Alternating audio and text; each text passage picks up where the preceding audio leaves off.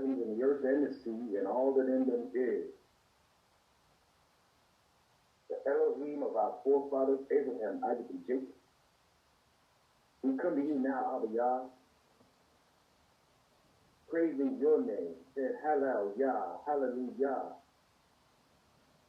and thanking you, Abba Yah, Toda Rabah, Abba, for bringing us through the week, for covering and blessing us, Abba Yah, with everything we could possibly need.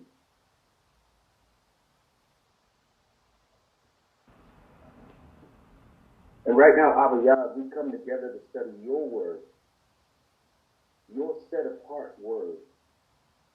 We ask, Abba Yah, that your Ruach HaKodesh just guide us in the truth and understanding, that we may gain wisdom, Abba Yah, and apply that wisdom to our lives, Abba Yah.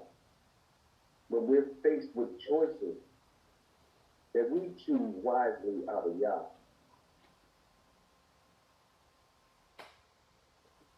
And Abba Yah, we've heard of our Mishpachah down in Honduras. We ask, Abba Yah, that if it's in your will, that you protect that community, Abba Yah. That you touch and heal the elder and the moray and their Mishpachah, Abba Yah, that have been afflicted with the COVID-19 virus. Heal them, Abba Yah, and protect that community.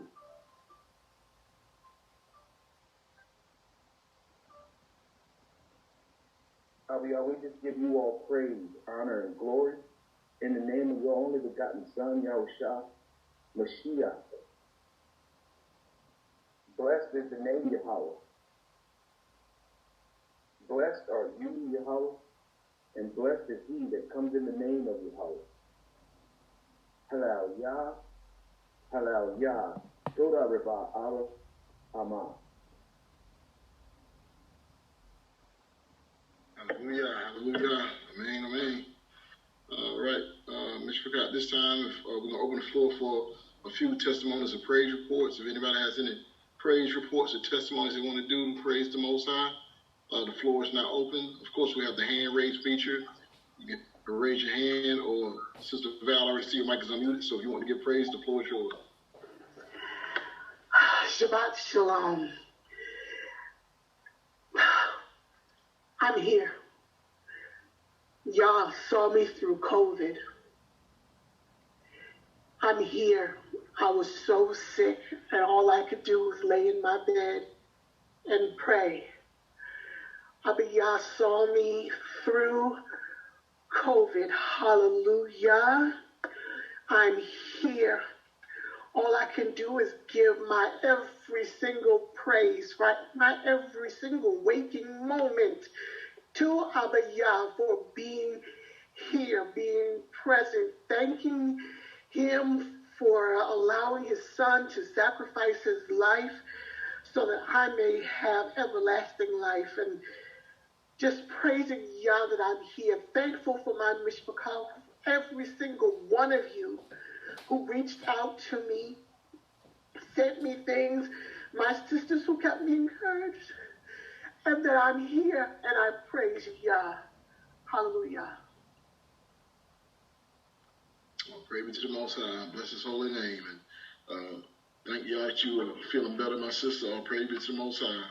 And it's good to hear you on tonight. All right, the floor is open. Does anyone else have any praise reports or testimonies? All right, Shah Shamar, the floor is yours. Shabbat Shalom, everyone. Can you hear me? Yes, sir. Yeah, I just want to give thanks to the Most High for staying with me and with all of us, through this walk. Because, he didn't have to, come to any of us, but he did wake us up. And I just want everybody to know that as long as you keep doing what he wants you to do, you can only get better. So. Praise the Most High. Praise the Most High. Thank you for your words, King. All praises. All right. Is there anyone else with a praise report testimony before we get started? I just heard a mic come unmuted. Okay, Iman, I believe your mic is unmuted. The floor is yours. Iman Newkirk. Praise Yah.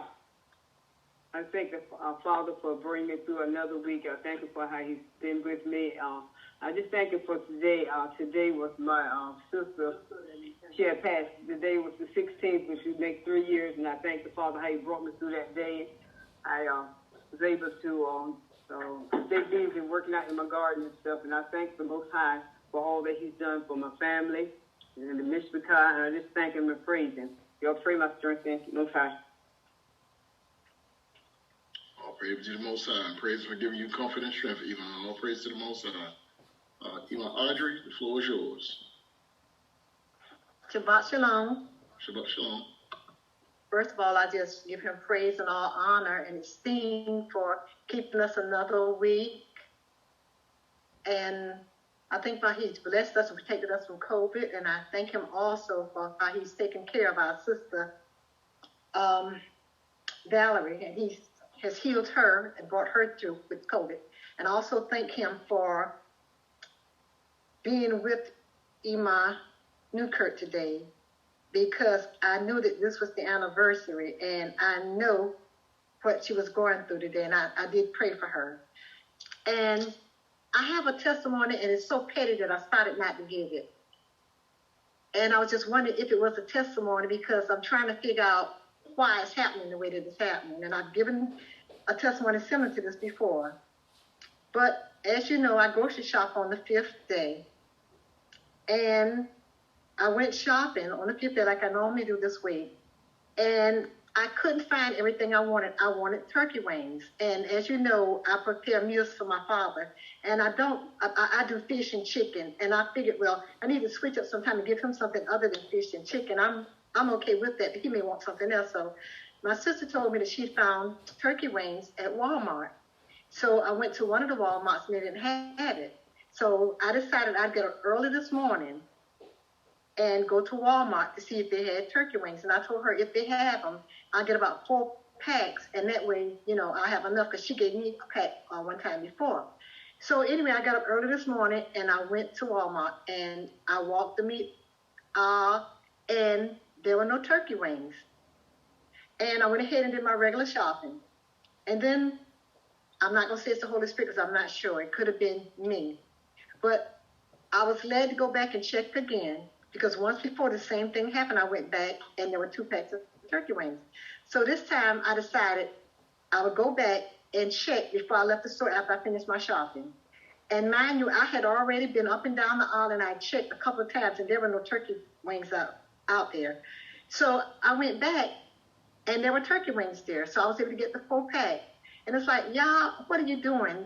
And I'm wondering if he's trying to prepare me by allowing me to know that if I take care of these little small desires, what have you, you can trust and believe in me to take care of the larger desires that you have or what have you. But I just thank him for that. And it may seem simple, but to me it wasn't. I just praise him for it. Hallelujah.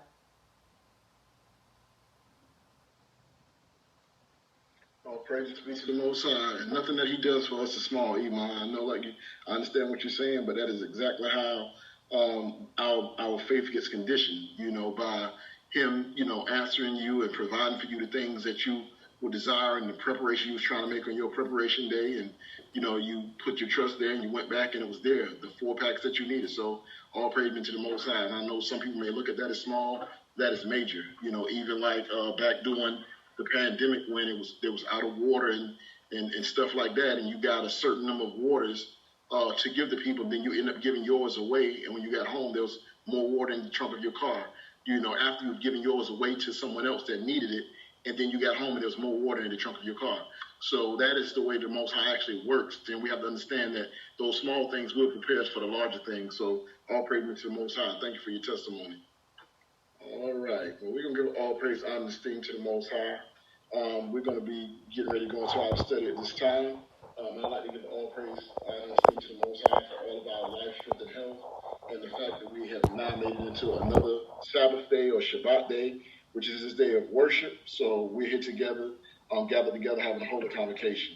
So we'll be picking up today in the book of 1 Samuel, chapters 23 through 25.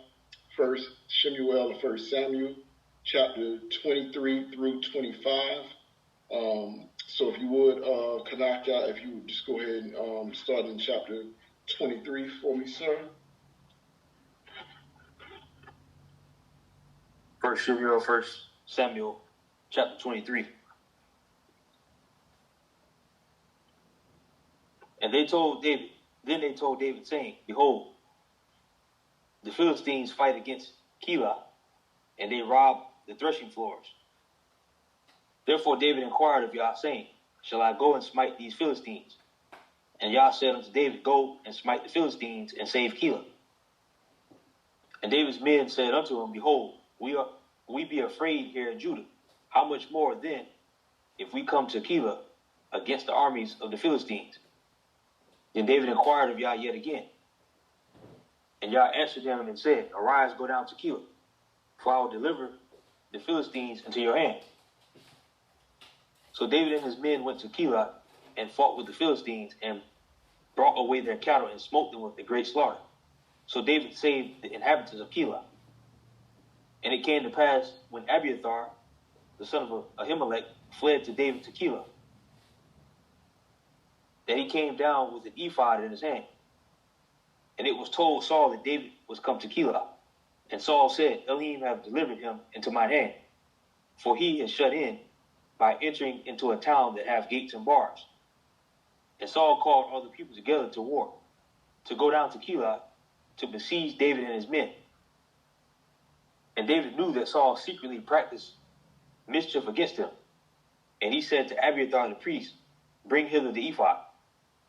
Then said David, O Elohim of Israel, your servant hath certainly heard that Saul seeketh to come to Keilah, to destroy the city for my sake. Will the men of Keilah deliver me into his hand? Will Saul come down as your servant hath heard, O Elohim of Israel? I beseech you. Tell your servant. And Yah said, he will come down. Then said David, Will the men of Keilah deliver me and my men into the hand of Saul? And Yah said, They will deliver you up. Then David and his men, which were about 600, arose and departed out of Keilah, and went whithersoever they could go.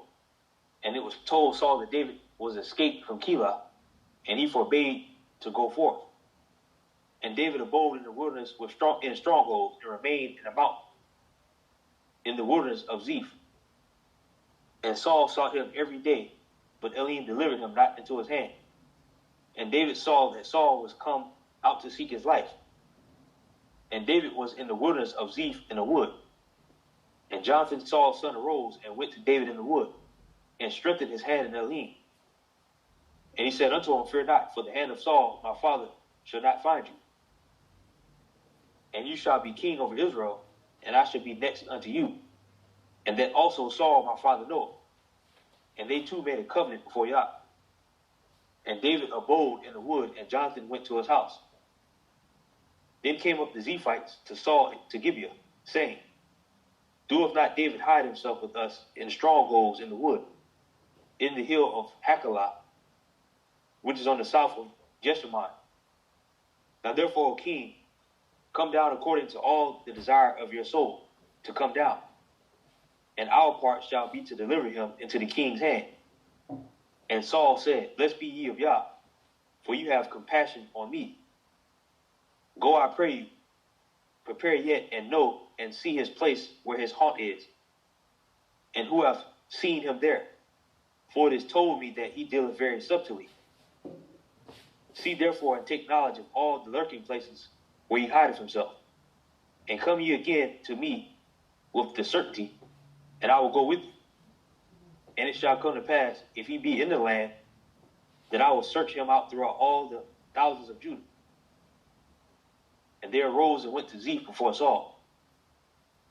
But David and his men were in the wilderness of Maon, in the plain on the south of Jeshimon. Saul also and his men went to seek him. And they told David. Wherefore he came down into a rock, and abode in the wilderness of Maon. And when Saul heard that, he pursued after David in the wilderness of Maon. And Saul went on this side of the mountain, and David and his men on the other side, on that side of the mountain. And David made haste to get far away for fear of Saul, For Saul and his men compassed David and his men round about to take him. But there came a messenger unto Saul, saying, Haste you, and come, for the Philistines have invaded the land. Wherefore Saul returned from pursuing after David, and went against the Philistines. Therefore they called that place Salah Mamakalah. And David went up from thence and dwelt in strongholds in En-Gedi. All right, thank you, sir. I'm going to stop this point for a moment. So just want to do a brief recap from the chapters that we read last week and kind of the place where the Most High had us in thought. So last week we was focusing on being mission-driven or emotion-driven, and we were able to see through the scriptures that King Saul was supposed to be the king of Israel. He was supposed to be the one that was protecting Israel and things like that. But because he started leaning to his own devices and he allowed his emotions to drive him, King Saul has now not been defending his kingdom, not really serving the Most High, but he's totally been on the hunt for King David, which because of his jealousy, which is an emotion, his anger and his pride, all these different things had him now not actually doing anything that the Most High pretty much commanded him to do.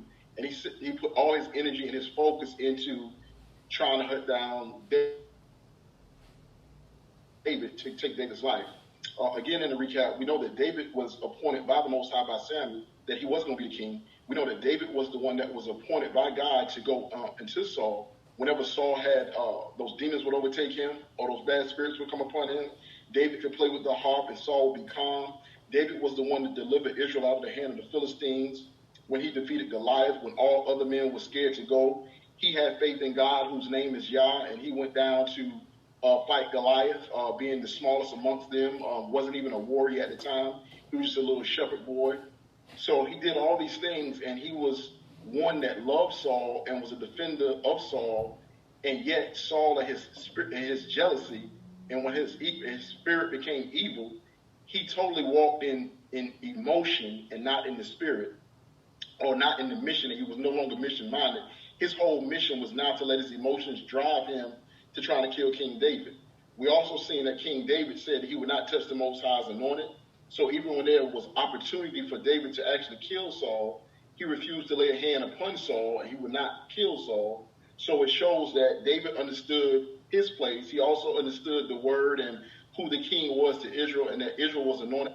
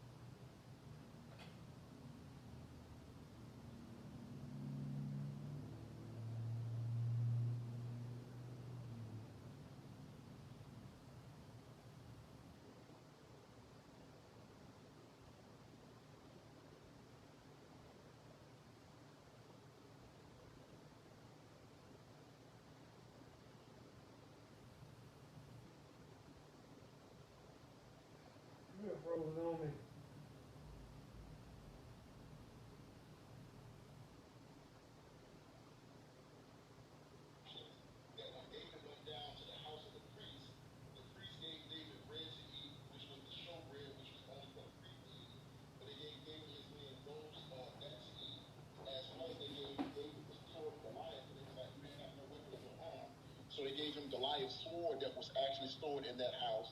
But when Saul found out that David was there, because an Edomite went back and reported back to Saul that David was down in Nob. So when Saul came down, he questioned the priest. The priest had no idea that Saul was in pursuit of David, because all they knew, David was an honorable man. He was one that was in authority in the king's house. And so therefore they didn't think it was doing anything wrong, and there was no sin or iniquity in David's life. So they didn't think it was doing anything wrong. And even when they told Saul that they had no clue that him and David was pretty much beefing, or actually he was beefing with David, he still killed the priest. Okay? So he killed the priest, so that was very wicked, but it showed that he told some of his men to do it, which they refused, because even they knew better than killing the priest of the Most High for this nonsense of Saul's now evil spirit driving him by his emotions to do these things. But yet that Edomite servant of his actually killed those priests in that house. And so one of the priest's children made it to where David was at, let him know that Saul killed the priest, and David told him, well, the man that seeks my life, he now knows that you are one of theirs. He will also kill you. So as long as you're with me, you're safe. So the thing came up last week, was David in fear and things like that. So there's different levels of fear. You know, it wasn't like David was just like, woo, I'm super scared. Because as we know, David killed Goliath. David had killed lions with boomerangs. So David is a warrior. He's known to succeed in battle. However, he knows that he does not want to touch Saul. He does not want to touch the Most High's anointed. So what appears to be fear is not just necessarily trembling fear, but it's still, you know, I want my life preserved, so I'm going to do anything I can to save my life. So I'm on the run. I'm on the run because I refuse to fight, not just because I'm just outright shaken and fearful and scared, but I will not touch the Most High's anointed. So therefore, I don't want to kill him. And so since I can't kill him, if I ever let him get next to me, he will kill me. So I do fear that my life is in jeopardy. So I'm going to do whatever it takes for me to avoid and evade his attack. So with that, we're going to see some more as we come to this chapter where we are now. One of the things I want us to look at, and I tell us when we're reading the scriptures, to try to also see what it's saying to us and get as much detail as we can out of it. So I'm going to go to verse 2, and I'm going to jump down to verse 4 right after, just to read this portion. Therefore David inquired of Yah, verse 2, verse 4. Then David inquired of Yah, yet again. So in any moves that David made, and I'm going to go into these requests that he asked the Most High of, but we see that David, unlike Saul did not do things that the Most High commanded him. When the Most High told the prophet to tell Saul to go down and kill all, do not spare any, do not take any spoils of war, what did Saul do? He went down and killed some of the people. He kept the king alive. He brought the spoils back. And then the prophet Samuel said, if you did everything the Most High told you to do, then why do I have to bleed into all these sheep? And why is the king still alive? And Saul said, but I did do what the Most High told me to do, which he did not. But we see here that King David, the difference between King Saul and King David is David always inquired, or he asked God, what should I do? What do you want me to do? Should I do this or not? Is this going to happen or not? But he had a prayer life, or he had a relationship with the Most High, and he would always petition him before he moved. So now I just want to go back to 1. It says, then they told David, saying, behold, the Philistines fight against Keilah, and they rob the threshing floors. Therefore David inquired of Yah, or God, saying, shall I go and smite these Philistines?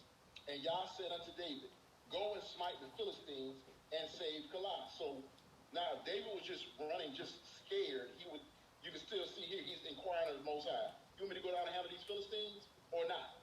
So David wasn't just a scared man, he was still a warrior, but he was in fear of the enemy who pursued him, which was over the nation of his brothers, his family, because he's an Israelite himself. Therefore, I will be fighting against my own brothers if I go and fight against Saul. So that is something to actually run from, and knowing that if they ever catch up to me, I may possibly die because I refuse to fight. But here we see that David asked the Most High, do you want me to go down and take care of these Philistines? Yes or no? Now, King Saul's mission is to protect his people.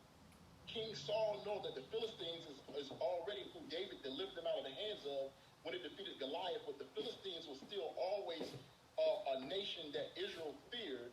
So instead of Saul being focused on making sure his nation is strong, make sure they're provided for and they're safe, he's exhausting resources and manpower and time and effort to pursue jealousy, to pursue going to murder an innocent man in which his own son has came to him and said, Father, why are you pursuing this man who has no sin in him?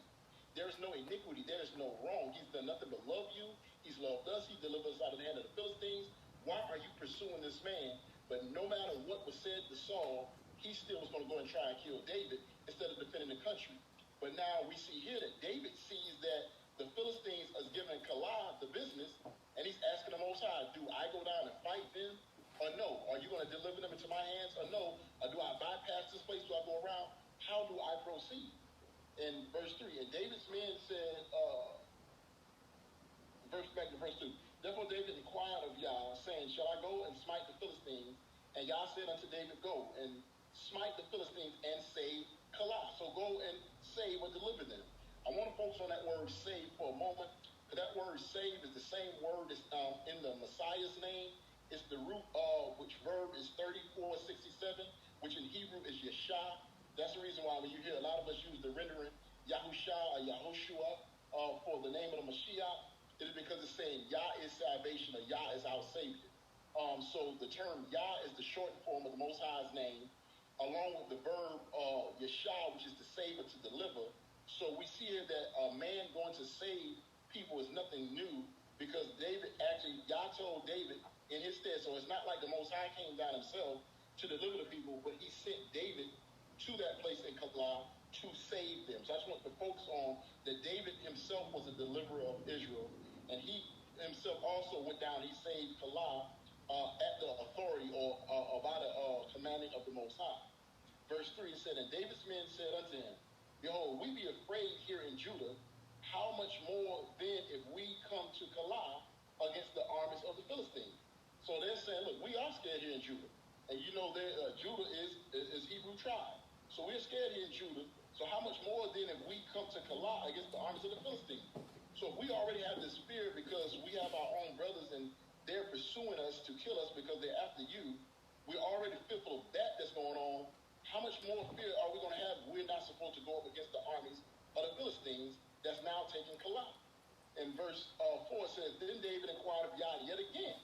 You know, and we can see that there's nothing wrong. I remember back in times past, when I was younger, I would hear people in the church saying, you ain't supposed to question God and you ain't supposed to ask God.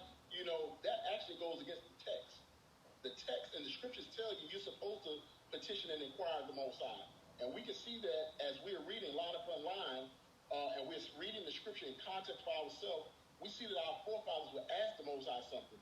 And because we're flesh, and because doubt may slip in, the way that our faith is strengthened, and that's why I said that was a good testimony that Imai gave, is because things that the Most High has already done for us, he's proven himself to us.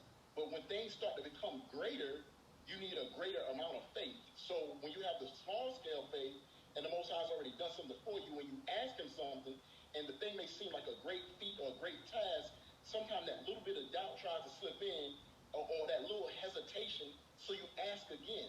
There's nothing new, and there's nothing wrong with asking God. As I've been told, you shouldn't question God.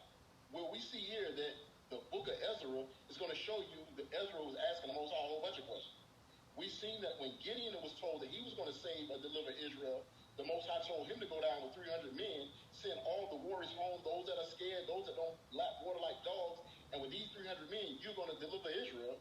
And Gideon was like, well, Most High, if what you're saying is actually so, I need some signs. Will you let me stick this rag out here and let dew be on it in the morning? Will you now make it dry? Will you? He kept asking because he wanted to be 100% sure that God, whose name is Yah, was with him.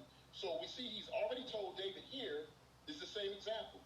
God has already told David to go down and deal with the Philistines. But now, and here's the thing with us also, we have to make sure that we're not the ones that's planting seed of doubt in each other, because that's always been Israel's thing also. Just like when Moses was told to tell the people to go and spy out the land and for them to go in and take the land, and they came back with all these bad reports, and the people of Lars, those Philistines are there, they're gated, they're strong, we're scared to go take the land, and they refused to go for a time because of fear. So even though Caleb and Joshua was already ready to go, the other brothers came back with a bad report because they were scared to go. And so their fear caused others to have fear. So we see here that even with David, he was already given an instruction, the same way Moses was given instruction, but the men have questioned their going. Like, man, it's a little, like we already on the run, and we can go down here talking about fighting the Philistines. So then it says, once again in 4, then David inquired of Yah yet again. And Yah answered him and said, arise, go down to Keilah, for I will deliver the Philistines So Most High is giving him a definite. I've already told you to go, but get up and go, and I will deliver them into your hands. There's nothing to fear. So it says, so David and his men went to Keilah and fought with the Philistines and brought away their cattle, smote them with a great slaughter.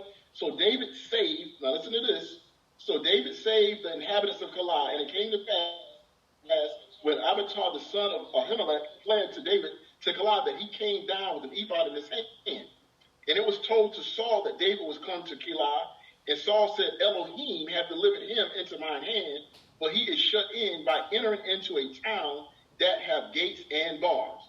So I have a quick question I'm going to ask. Who told David to go down to Keilah, and who told David that he was going to deliver the Philistines into his hand? Who told David that? I'm going to ask and answer. I'm just asking for the sake. I want you to ask yourself that, but I'm going to ask and answer. So the answer is the Most High. God told him to go do this. Who did the Most High say, I will deliver into your hand? The Most High already told David in the previous time that he would deliver Saul into his hands, and each time when Saul was delivered into David's hand to date, David would know that he could actually take Saul, but he said, I refuse to touch the Most High's anointed, even though he's here and I can deal with him. I refuse to kill him, and he will let Saul know that, look, I could have killed you last night, but I did not. So please leave me alone.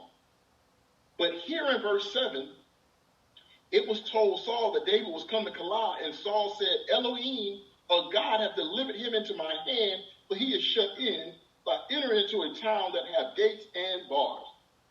So now Saul, in his delusional mind, has said what? God has delivered David into my hand. He's not focusing on David just defeated the Philistines. He's not thinking about protecting the nation. He's just dead bent on going to kill David.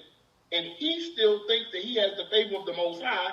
And the prophet had already told Saul that Yah is not with you anymore. Yah does not hear your prayers. He's not with you. He's taking your kingdom from you. Now, we know he told Saul this years back. However, Saul is still thinking that he is in the Most High's goodwill, that the Most High is doing this for him.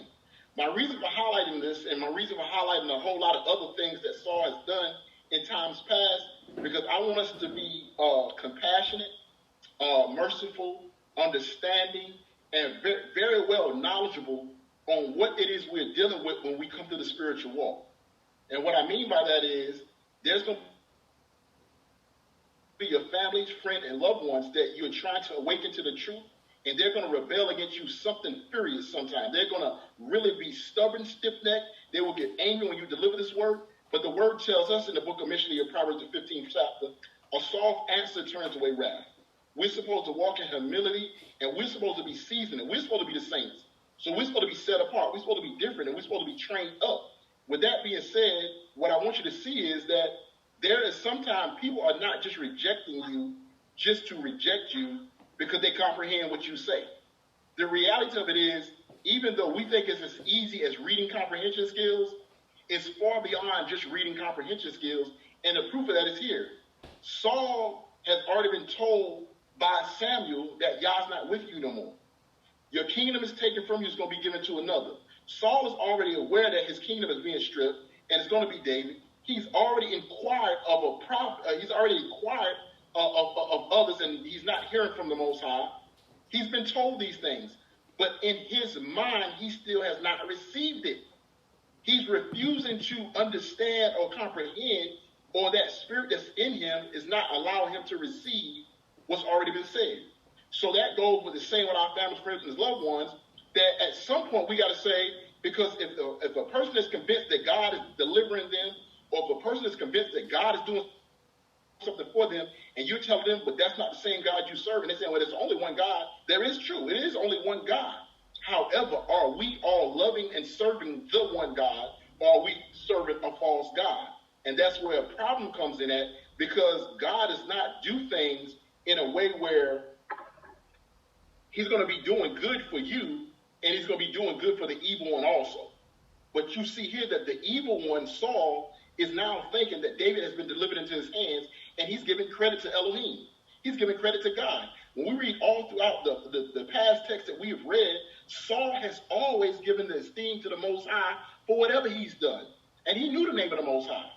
So when the scriptures tell us in Ecclesiastes there's nothing new under the sun, just because a person knows Yah's name, just because a person knows when the Shabbat is, does not always mean they're walking in Yah. It just means they had some information, but they have now went to the left. And we can see this here because Saul himself is now giving credit to the Most High for like, oh, he gave David to my hand. Why would the Most High give an innocent man to Saul when Saul is going to kill an innocent man when we've already covered last week? The scriptures tell you that you should not shed innocent blood. You should not kill an innocent man. You should not kill a person for nothing. You should not do folly upon a righteous person. And you're hunting a righteous man and you thinking that God has delivered this person into your hand. That is the way sometimes people will feel about you and I, family, when we actually representing the Most High, but when they have a jealousy, a pride issue, or envy issue, whatever it is they may have with you, but yet they still call themselves a child of God, they have to really start asking what God they're talking about. Because if they're talebearing, they're murmuring, they're meaning you harm, you and your family harm, for no real earthly reason other than they're in their emotions, they're in a bad place. And we can see all through the scriptures. So this is what I mean when I'm trying to tell you to see the portion that's not written so you can visually apply it to life today and understand how these things will happen. Saul still felt God delivered David into his hand, and he's walking himself right into his own death, basically. Not yet, but it's coming to that. All right. So dropping down now, so of course, so now Saul is planning to try to go down and get David. So now I'm going to verse 10. Then David said, "Oh Yah, Elohim of Israel, your servant have certainly heard that Saul seeketh to come to Keilah, to destroy the city for my sake." So he's now going to come destroy the city for my sake. He's coming to hunt me. So a city I just saved and I just delivered, Saul will come down and still destroy the city for my sake. Like he's still coming to try to kill me and I just delivered these people. And he says, now here's the part I want y'all to highlight. So just understand that when you in service to the Most High, just understand as he told the prophet Samuel, when Samuel took offense, when they started asking for a king and the way the people was coming against him, and Samuel was starting to feel a little offended, he's like, and the Most High told Samuel, listen, it's not you that they're coming against, Samuel. So don't be offended. They're coming against me. I'm giving you my words. You're going before the people with my words, and they want to do things their own way. Therefore, they appear to be against you, but they're not really against you. They're against me. So don't take offense to that. What I want y'all to see here is there's going to be good that you would do for someone. You may deliver someone at one point, but then they may turn right around because David's question was, will the men of Keilah deliver me up into his hand? So Saul coming out here to hunt me down. He's going to destroy this place because he's coming out here just to kill me. I just saved these people. Will they give him? Will Saul come down as thy servant have heard, and Yah Elohim of Israel? I beseech you, tell your servant, and Yah said he will come down, and those men will do what? They will just as sure as Saul get down here and show force. they're gonna tell him where you're at. So I wanted you to deliver this place, but it's now still time for you to do what? It's time for you to mosey on. It's time for you to bounce once again, because even though you saved them, they will still actually deliver you into the hand of Saul, even though you saved them. And what I want you to get from that, Mr. McCall, is don't take offense that when you feel like that you have done something for someone, because the Most High has directed you to help someone, to deliver someone, to save someone, and that person still may actually do something against you, don't take all that stuff to heart. Don't take it as a negative, like, oh, well, I shouldn't have done that. No, if the Most High led you to do something, if the Most High commanded you to do something, or told you to do something for someone, we don't know like David clearly knew what was coming and why they were doing it. But sometimes we may not know what spirit comes upon a person to have them go against us, or what they were faced with, or the pressures of life that came upon them to make them act out of character when you have been nothing but good to them. Because David was nothing but good to these people, but still, to save their life, they still were going to give him up. Yes, ma'am, Zah.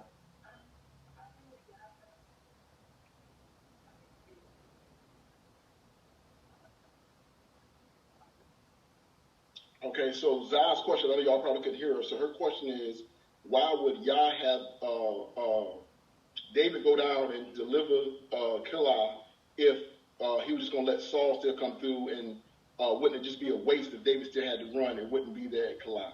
So no, it's not a waste. So for one, like what I was sharing with everybody else, right? Sometimes for a king to be established, there's also a certain, not pedigree is not the word I'm looking for. There's a certain character, a certain mannerism, and a certain reputation that a person needs to have. So a person may not support you today for fear, but when the odds are not against them, they will speak up on your behalf, as long as if it has to come to a vote, and the things that you've done in life, a person will say, he's done nothing but good to everybody he comes in contact with. Why are we hunting him now? You know, so at the same time, Yah has him doing his work, but he's still running. We're in 1 Samuel 23 right now, though. So, no, it wasn't a waste because they still was delivered, right? So David delivered them from the Philistines, because the Philistines is an enemy to Israel, right? And Israel is afraid of the Philistines. So he's dealt with and made less of some Philistines, because there's still many more Philistines that's going to come up in the text as we read forward. But he's already disbanded or dealt with a batch of them right there. So the Philistines are still becoming weakened through this whole process. So remember when we were saying, Amori Dawood was talking about mission-driven and emotion-driven? Because Saul, and my whole point that I've been making is, Saul is supposed to be the protector of Israel. Saul is supposed to be the one doing certain things, right? But instead of him governing and protecting and doing those things, like I said at the beginning, he's exhausting his resources to try to hunt down an innocent man. So since he's not doing his thing, David is still defeating the Philistines. When we go to the story of Samson and Samson, right, and Delilah, and those stories I know y'all know about, who are they still against? Philistines. So the Philistines are a group of people that Israel has always feared, right? And so David has never had fear for Philistines. That's why he went and he fought Goliath, who was the biggest Philistine that everybody feared. He fought him, and so now he's still dealing with Philistines along the way, while Saul is sitting right here being crazy, trying to kill him. So it wasn't for nothing, because David's reputation is still being established. His name is still being uplifted, and it's already been prophesied that he was going to be the king. So now a person will know that this man is a man of king, that we would want to be a king because of things that he's already done also, while running from and refusing to turn against the anointed of the Most High, which is one of my ending thoughts that I'm going to be bringing out, that I think is very important for a lot of us to see. Well, while I'm here, I'm going to go into it. So David, people will see him as a good person, while Saul was a negative person, right? And one thing that we need people to see us as people that try to be in righteousness. David respected his elders. David respected the Torah. He expected the laws as they were written.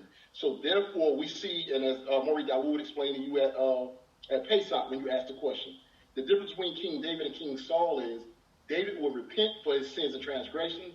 David had a humble heart, and he could be corrected, but David knew Torah also. So he tried to walk, even when he broke, he repented of the things that he'd done, but he tried to walk in that integrity of being upright. So he had respect for elders. He had respect for Yah's anointing. He knew the scriptures.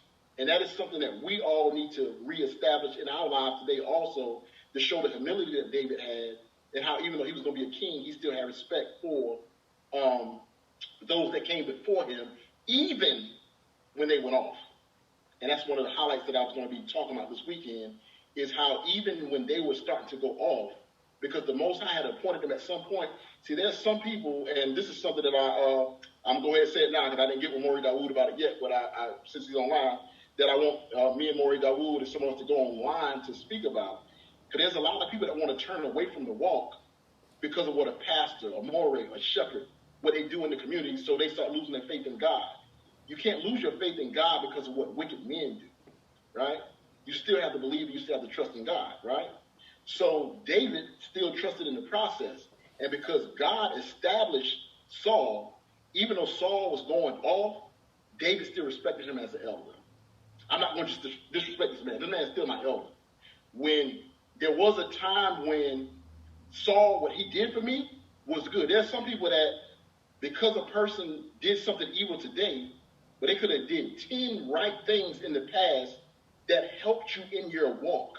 It does not mean that because they go off tomorrow that you turn away from the walk, and those 10 things that they taught you when they was righteous You just abandon them because that person went off. So David never abandoned Yah because Saul went off, and he still trusted in the Most High, but he still also did not allow Saul going off to be an excuse for him to slander Saul, for him to kill Saul, for him to slander Saul's name. And we're not all the way to this point, but since you're asking, I just kind of want you to get a visual. We're going to see that when we get to closer to the end, when Saul actually dies, David still esteems Saul's name. He still honors Saul, and he tells the women, y'all go and honor your king who gave y'all jewels and the nice garments. Remember what this man did for y'all. He did not ever take on the hatred in his heart for Saul as Saul had for him.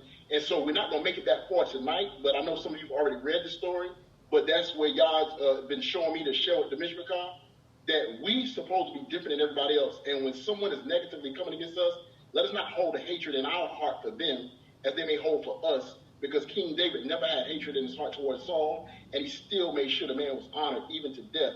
And this was a man that was trying to kill him. So that's why we said about mission versus emotion. David understood the mission. Yah appointed Saul. Saul had a mission. He did a portion of it. He went off, and Yah had to bring someone else to continue it. But it's not my place to go against a man of Yah. And so easily today, people go against men of Yah who, yes, they may be starting to go off, but it's not our place to try to bring them down. It's Yah to bring them down, and Yah will bring them down in the proper fashion. So going back to it, but that was a good question, and I got off the beat path just a little bit.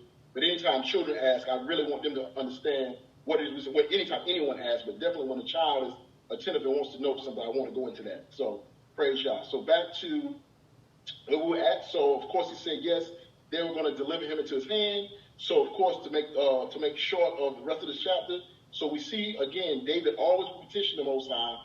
He would inquire of the Most High, and so therefore David was going to now up and leave the land once again. So dropping out to 16. So we know that Saul is still seeking David's life, and he's done went to Ziph, and Saul is still coming for him. So Jonathan, Saul's son, arose and went to David into the wood and strengthened his hand in God and Elohim. And he said unto him, fear not, for the hand of Saul my father shall not find you, and you shall be king over Israel, and I shall be next unto you, and that also Saul my father knoweth. So even Jonathan is saying, listen, brother, because they were tired of Saul like brothers. Man, you ain't really got to fear. My dad will never actually find you. He's not going, the Most High ain't going to let him find you. It's already been prophesied you're going to be the king. You're going to be the king, and I'm going to be next unto you. So basically he's giving David a little encouragement also, and David and Jonathan, we know they were tired of Saul. So in verse 18 it says, and the two made a covenant before Yah, and David abode in the wood, and Jonathan went into his house. So I'm going to move forward now. I'm not going to read the whole chapter again. So of course we know that Saul basically told his men, just go out and spy out the land. We know David is kind of crafty. He's very cunning. He moves very slick-like. Y'all go out and verify, is he in the land or not? And if he is in the land, y'all find out his whereabouts. Y'all tell me where he's at, and then I'm going to come deal with him, because the Most High backed him into a corner. He's delivering his hand. But y'all go spy out and verify where he's at, and I will come through and deal with him. Drop it down to verse 26. And Saul went on this side of the mountain, and David and his men on the side of the mountain. And David made haste to get away for fear of Saul, for Saul and his men compassed David and his men round about to take them. So again, we're seeing here that they're now at this mount. David's on one side, Saul's on the other side, and they're trying to compass around him. And so now it's going back to the fear, where David's now back to this fear state. But we already read how David went down and dealt with the Philistines, so he's still a warrior who can deal with business, but he refuses to fight against Saul. So we're going to pick up Kanaka in 24.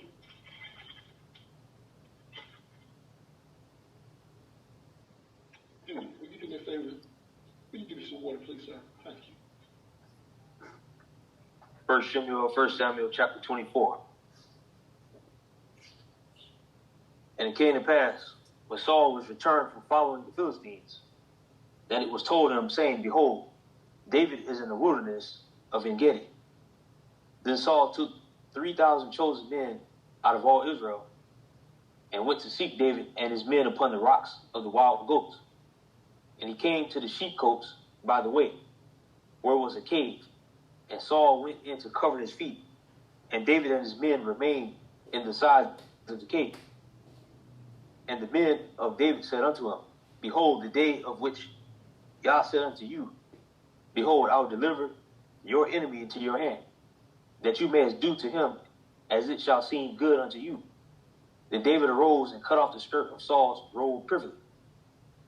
And it came to pass afterward that David's heart smote him, because he had cut off Saul's skirt. And he said unto his men, Yah forbid that I should do this thing unto my master. Yah is anointed, to stretch forth mine hand against him, seeing he is anointed of Yah. So David stayed his servants with these words, and suffered them not to rise against Saul. But Saul rose up out of the cave, and went on his way. David also arose afterward, and went out of the cave, and cried after Saul, saying, My master the king. And when Saul looked behind him, David stooped with his face in the earth, and bowed himself. And David said to Saul, Wherefore hearest you men's words, saying, Behold, David seeketh your hurt. Behold, this day your eyes have seen how that Yah delivered you today into mine hand in the cave. And some bade me kill you, but mine eye spared you. And I said, I will not put forth my hand against my master, for he is Yah's anointed. Moreover, my father, see the skirt of your robe in my hand. For in that I cut off the skirt of your robe, and killed you not. Know you and see that there is neither evil nor transgression in my hand, and I have not sinned against you. Yet you huntest my soul to take it. Yah judge between me and you, and Yah avenge me of you, but mine hand shall not be upon you.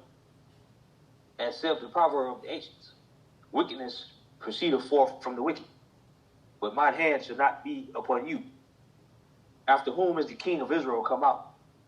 After whom doest you pursue? After a dead dog, after a flea.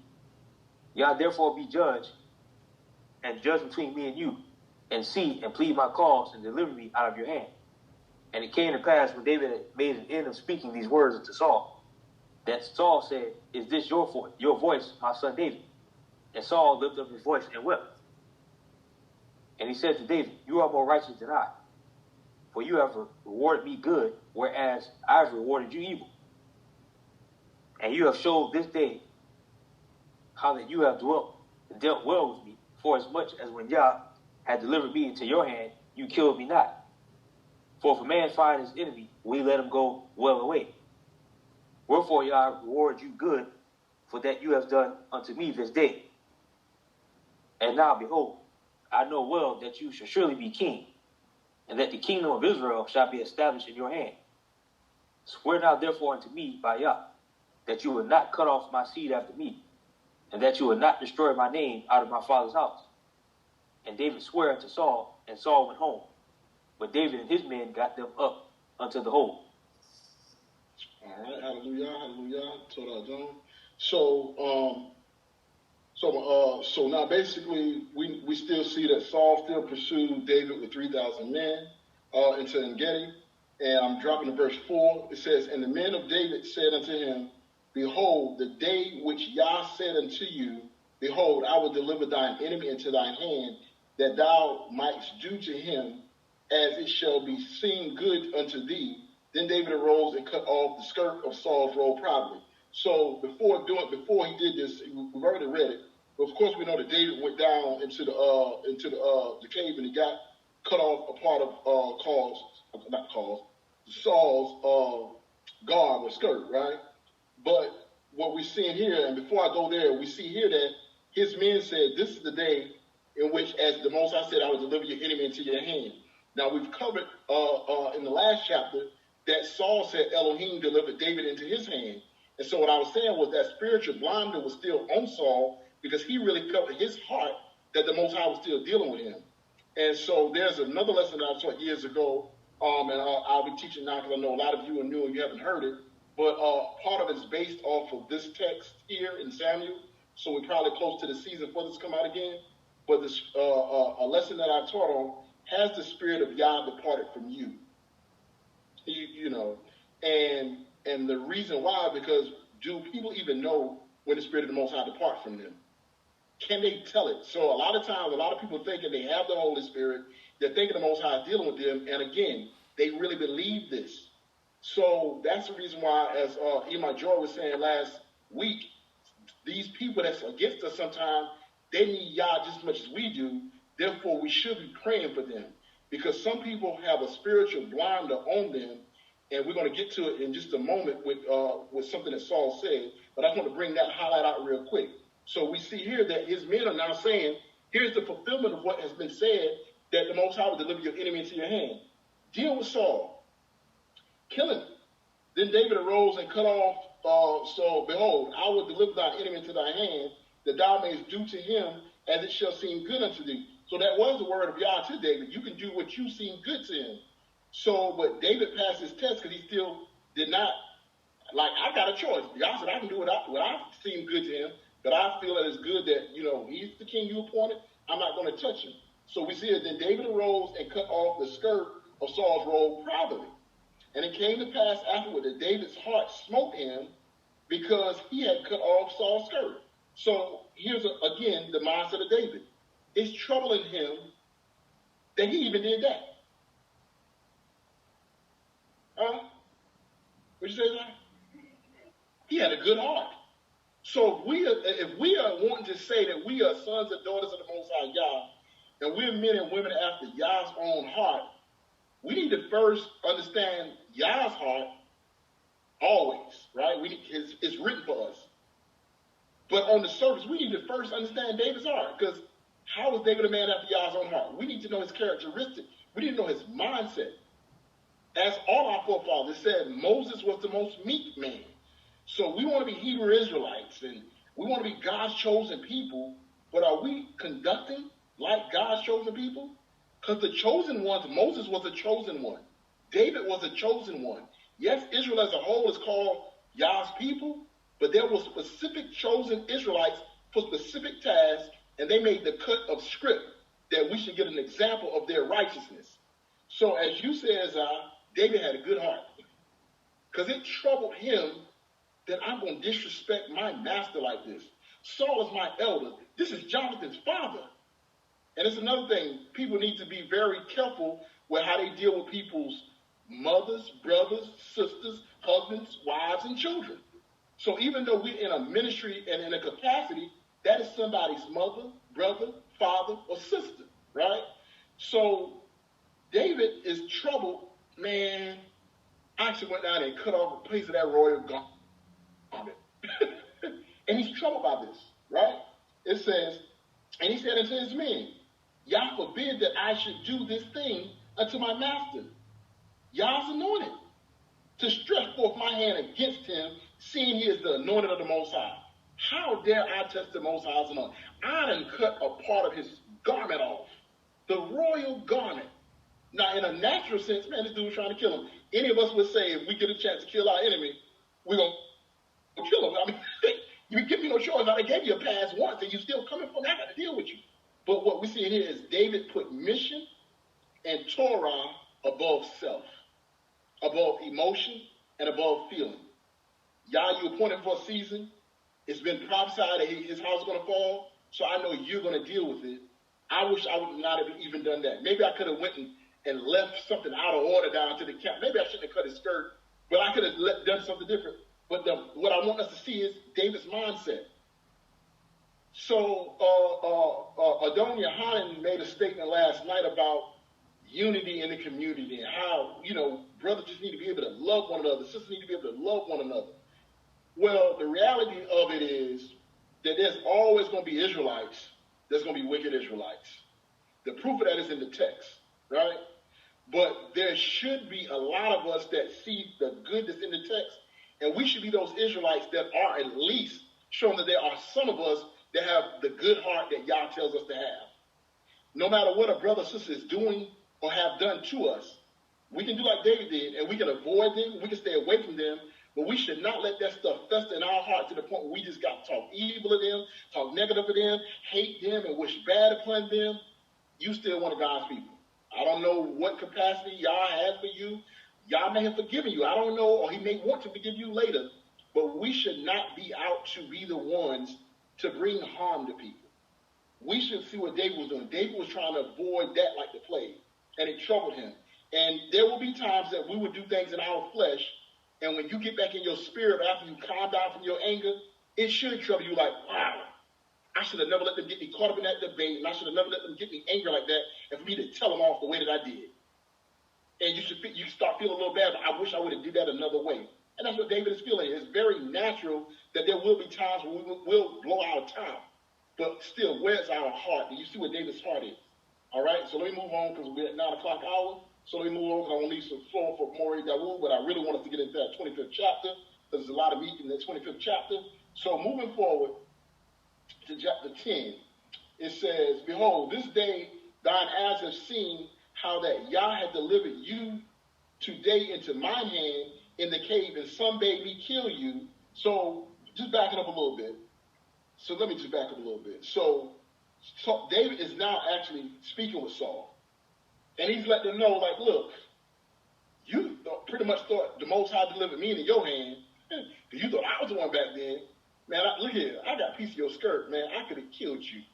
And I let you live. You know what I'm saying? Yah has now delivered you into my hands. You can die today. I did not kill you. You're still pursuing me. Why? I mean you no harm. My men have even told me. There's been some that told me to take you out. I told them not to touch you, that I would never touch you. And then also, not only that, who has put it in your head to come for me? Like, why are you constantly coming for me? Who's putting that in your head? What man is telling you something evil against me? Who's doing that?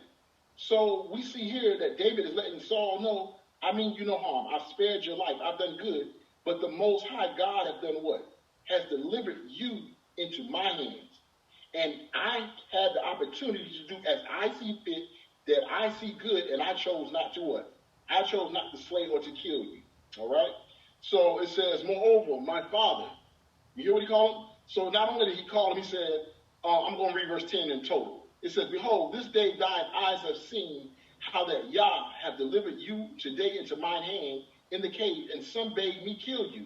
But my eyes spared you, and I said, I will not put forth my hand against my Adon or my master, for he is Yah's anointed. So he's still showing him respect.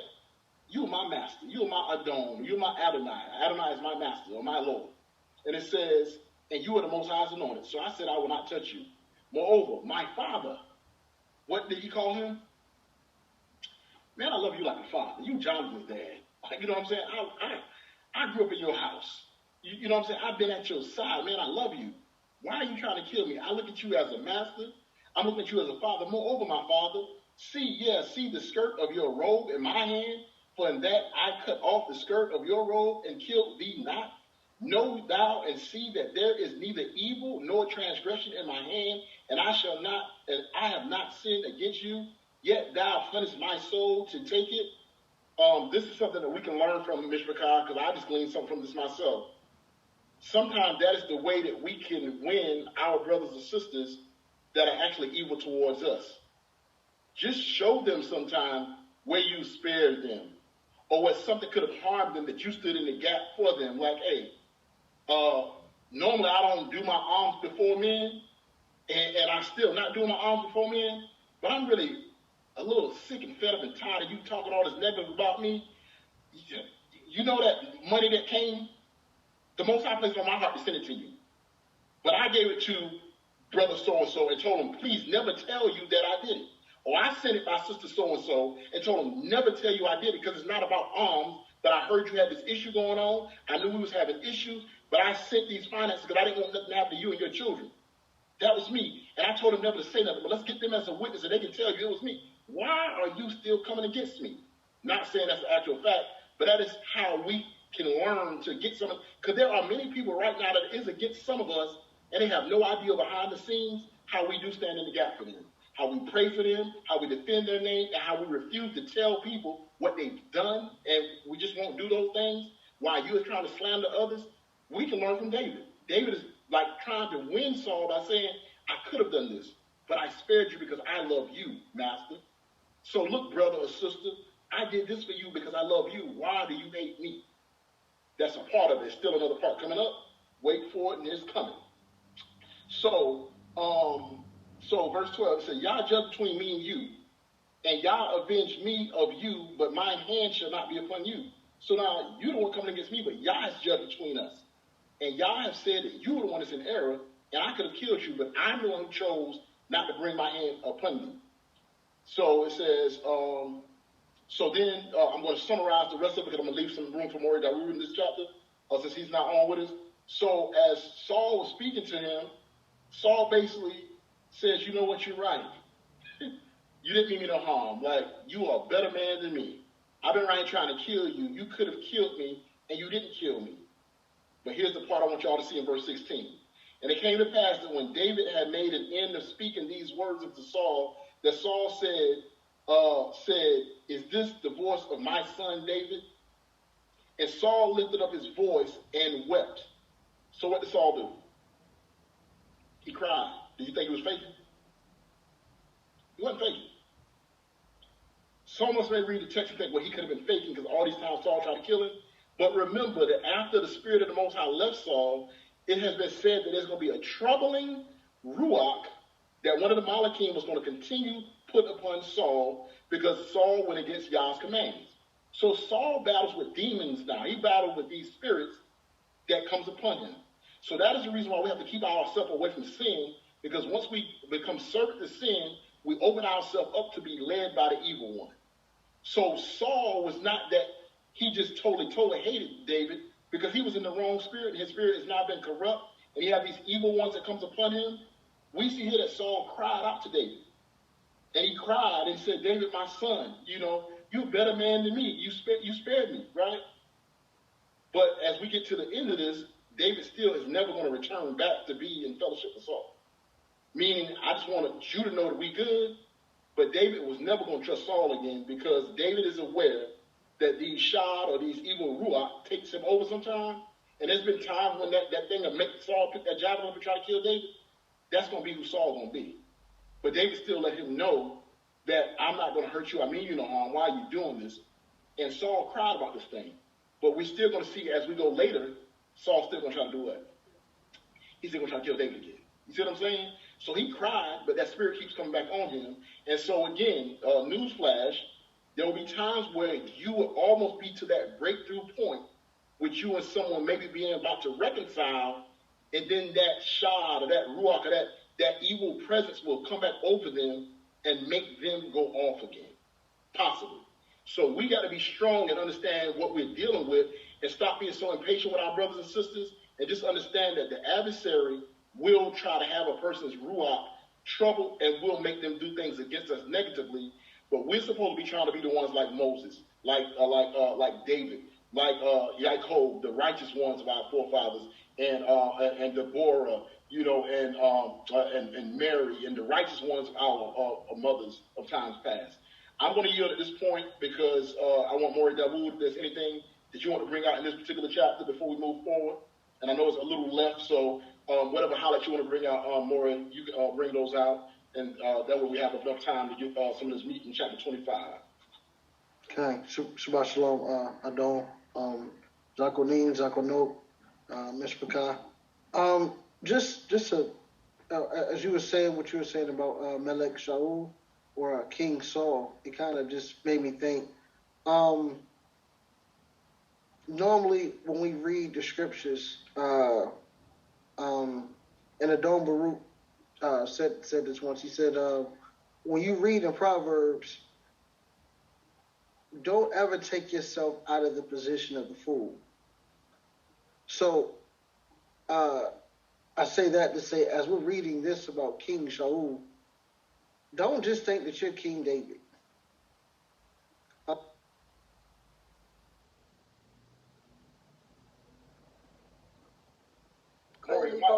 You might want to mute, Maury. We heard you say, don't just think that you King David. So, somebody tried to call me. I don't know what they're doing at this time of night. But anyway, don't believe that you are just completely on the righteous side of things. One, that's an imbalance, which is a abomination to the Creator. But you have to check yourself in every situation. Like, okay, do I have a bad heart against somebody? Even though, I don't necessarily think that they mean me any harm, but for some reason, every time they come around, my face gets screwed up. And my friends tell me that, my brothers and sisters tell me that, but I don't necessarily believe it. So you also are playing with that shard or that insane thought. Or you're in a situation where you think people are trying to steal your shine.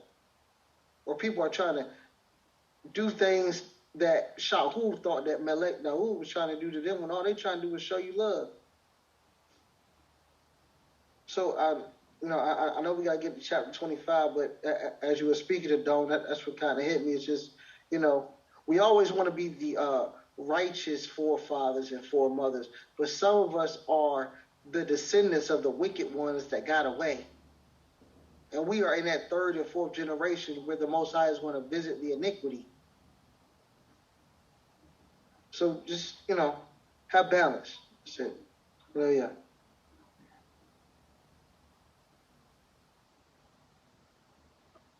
Well, Maureen, you just said a mouthful. That was a mouthful. Praise be to the Most High. And that is good, because like I said, going into that lesson that I was talking about, how the spirit of Yah departed from you. The point is that both of them thought that the Most High was dealing with them. So like Maureen Dawood is saying, as Maureen Baruch has said before, we got to look at this thing and don't only think that we're the righteous one. We got to make sure we're not the one that's thinking that the Most High is on our side and we're the ones that's out of order. So Maureen, you definitely said a mouthful. All praise be to the Most High. Told her for that. And that definitely needs to be said. All right. So moving forward now to chapter 25.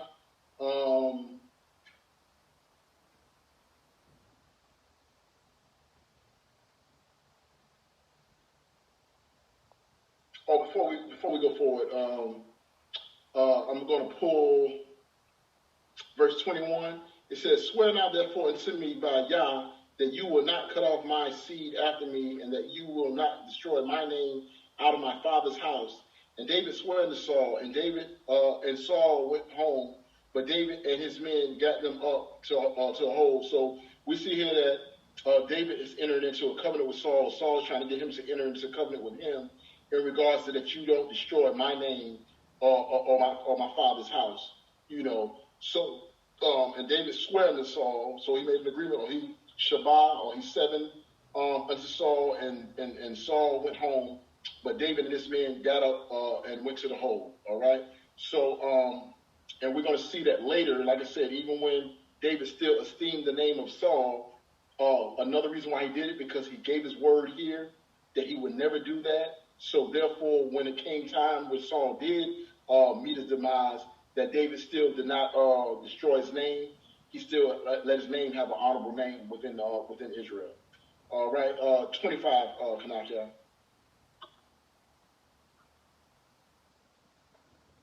First Samuel chapter 25. And Samuel died, and all the Israelites were gathered together and lamented him and buried him in his house at Ramah. And David arose and went down to the wilderness of Paran. And there was a man of my own, whose possessions were in Carmel. And the man was very great, and he had 3,000 sheep and 1,000 goats. And he was shearing his sheep in Carmel. Now the name of the man was Nabal, and the name of his wife Abigail. And she was a woman of good understanding and of a beautiful countenance. But the man was churlish and evil in his doings. And he was of the house of Caleb. And David heard in the wilderness that Nabal did shear his sheep. And David sent out 10 young men, and David said unto the young men, "Get you up to Carmel, and go to Nabal, and greet him in my name. And thus shall you say to him that liveth in prosperity, Peace be both to you, and peace be to your house, and peace be unto all that you have. And now I've heard that you have shearers. Now your shepherds which were with us, we hurt them not. Neither was there aught missing unto them all the while they were in Carmel. Ask your young men, and they will show you. Wherefore let the young men find favor in your eyes, for we come in a good day. Give, I pray you, whatsoever cometh to your hand unto your servants, and to your son David. And when David's young men came, they spake to Nabal according to all the words in the name of David, and ceased. And Nabal answered David's servant, and said, Who is David, and who is the son of Jesse?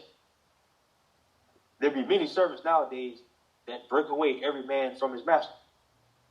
Shall I then take my bread and my water, and my flesh that I have killed for my shearers, and give it unto men whom I know not whence they be?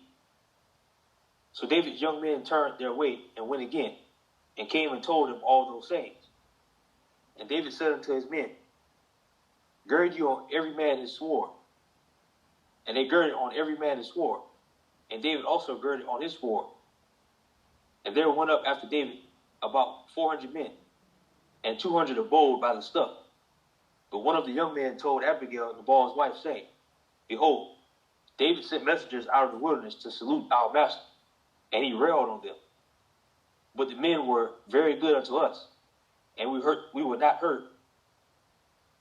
Neither missed we anything, as long as we were conversant with them when we were in the fields. They were a wall unto us both by night and day, all the while we were with them, keeping the sheep. Now therefore know and consider what you will do, for evil is determined against our master, and against all his household. For he is such a son of Belial, that a man cannot speak to him. Then Abigail made haste, and took 200 loaves, and 2 bottles of wine, and 5 sheep ready dressed, and 5 measures of parched corn, and 100 clusters of raisins, and 200 cakes of figs, and laid them on donkeys. And she said unto her servants, Go on before me, behold, I come after you. But she told not her husband Nabal. And it was so, as she rode on the donkey, that she came down by the covert of the hill, and behold, David and his men came down against her, and she met them. And David had said, Surely in vain have I kept all that this fellow have in the wilderness, so that nothing was missed of all that pertained unto him. And he hath requited me evil for good. So and more also dwelling him unto enemies of David, if I leave of all that pertained to him by the morning light any that pisseth against the wall. And when Abigail saw David, she hasted and lighted off her donkey, and fell before David on her face, and bowed herself to the ground, and fell at his feet, and said, Upon me, my master, upon me let this iniquity be, and let your handmaid, I pray you, speak in your audience, and hear the words of your handmaid. Let not my master, I pray you, regard this man of Belial, even Nabal. For as his name is, so is he. Nabal is his name, and folly is with him. But I, your handmaid, saw not the young men of my master, whom you did ascend. Now therefore, my master, as Yah liveth, and as your soul liveth, seeing Yah have withholden you from coming to shed blood, and from avenging yourself with your own hand, now let your enemies and they that seek evil to my master be as Nabal. And now this blessing which your handmaid have brought to my master, let it even be given unto the young men that follow my master. I pray you, forgive the trespass of your handmaid, for Yah will certainly make my master a sure house, because my master fighteth the battles of Yah. And evil have not been found in you all your days. Yet a man is risen to pursue you, and to seek your soul. But the soul of my master shall be bound in the bundle of life with Yah your lean. And the souls of your enemies, them shall be he sling out, as out the middle of a sling. And it shall come to pass, when Yah shall have done to my master according to all the good that he hath spoken concerning you, and shall have appointed you ruler over Israel, that this shall be no grief unto you, nor offense of heart unto my master, either that you have shed blood causeless, or that my master have avenged himself.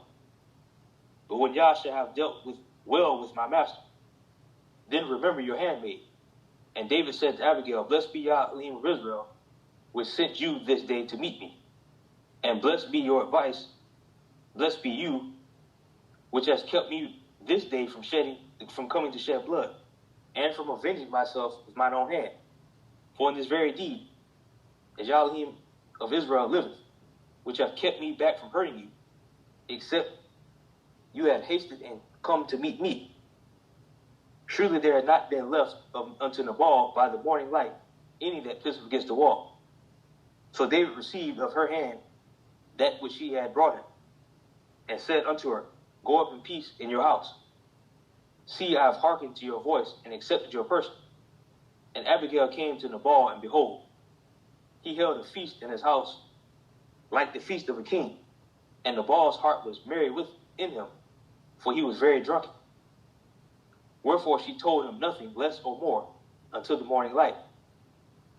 But it came to pass in the morning, when the wine was gone out of Nabal, and his wife had told him these things, that his heart died within him, and he became as a stone. And it came to pass about 10 days after that Yah smote Nabal, that he died. And when David heard that Nabal was dead, he said, Blessed be Yah that hath pleaded the cause of my reproach from the hand of Nabal, and hath kept his servant from evil. For Yah returned the wickedness of Nabal upon his own head. And David sent and communed with Abigail to take her to him to wife. And when the servants of David were come to Abigail to Carmel, they spake unto her, saying, David sent us unto you to take you to him to wife. And she arose and bowed herself on her face to the earth, and said, Behold, let your handmaid be as a servant to wash the feet of the servants of my master. And Abigail hasted and arose, and rode upon a donkey, with 5 damsels of hers that went after her. And she went after the messengers of David, and became his wife. David also took Ahinoam of Jezreel, and they were both also of them his wives. But Saul had given Michal his daughter, David's wife, to Phalti, the son of Laish, which is of Galim.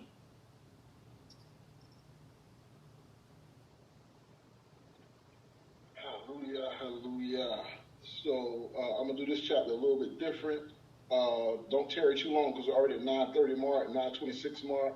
If anyone have anything they would like to say what they've gleaned thus far, not you, Maury Dawood. I want to open the floor to everyone else first. If y'all see anything out of this chapter, what are you gleaning out of this chapter before we go in and expound on the points that we want to bring out? What is this chapter saying to anyone?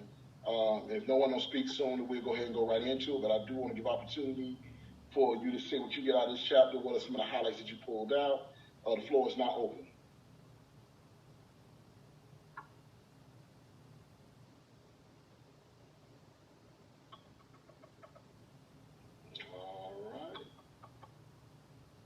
All right. So I'll go ahead and okay. Coach Misha, the floor is yours.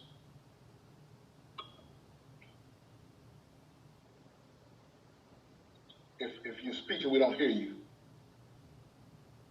Okay, I'm here, Lori. My screen was frozen. Shalom. Shabbat shalom. Shabbat shalom. There were a lot of different points in this chapter, but one of the points that stood out to me, we're talking about being emotion-driven versus mission-driven.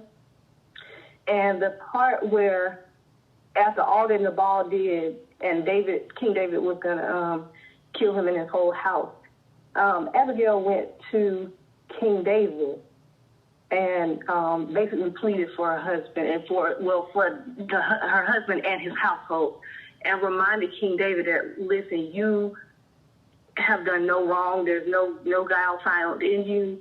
The Most High is going to establish your house. The Most High is going to make you king. So don't avenge your enemy.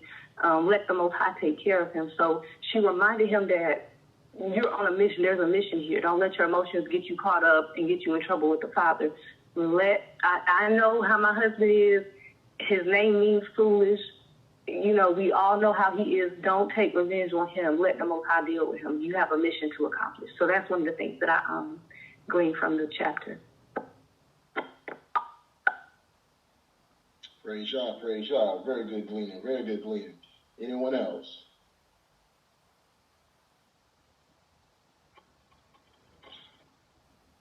All right, praise Yah, praise Yah. That was one of the. Oh yes, yeah. I'm sorry, Zah. Yes, where you at? You want to try? All right. I think that the reason why David took Abigail to be his Isha is because she came to him in humility, even though all her husband did was wrong. But she still, as a helpmeet, tries to save her and her household. And he's seen that as she went all out her way to make sure her house was okay, and that I don't know how to word this, but that her house was just taken care of, and she was doing her duty as a helpmeet to save her husband, even if he was in the wrong. And I guess King David, well, he wasn't a king at the time, but David admired that. But that's all I'm going to say. 13. All right, hallelujah, hallelujah. And I just want to give this as an example. When Mashiach says in the Brit Kadashah, except we be as little children, we should not inherit the kingdom. And the reason why he's saying it is because as adults sometimes, and as we've been talking about unleavened bread, season and things like that, and purging, there's things that we hold on to that we refuse to accept that this word says. And we're still battling with certain things, what I'm going to do. I submit to all these, this and that, but there's certain parts that I ain't with that. Like, when it says a little child, so she's 13 years old. I did not lead her into her statement. That's what she gleaned from the reading in support of what Misha was going into already, Coach Misha was going into. And so I'm going to come back to that point, but I just wanted to say that that's how we have to receive the word. As a little child, like we see what it's saying. You know, David, I'm just going to go ahead and build from Zion's point since we were there, even though I was going to get to this at the ending portion. David did admire that about her. Like, if this woman was a good wife to a clown, she was a good wife to a clown. Man, that's the type of woman I need at my side. Like, because there's some people that's only going to beat me for the jewels when I get my kingdom, and because I got money, and you know they're going to be there, but they don't really know how to be a woman, a wife, or don't even want to be a good wife. What it says according to the script. But David was able to see that this was a woman who had to be seasoned in Torah and had to actually have been raised up good by her parents to even know how to stand by her husband's side, even to a fault, but not to the fault of, you know, allowing his fault to get their whole family and their whole house killed. But she still was now going as a form of sacrifice to put her life on the line to try to save her family. So that is Isha Kayil, a virtuous woman all day, every day.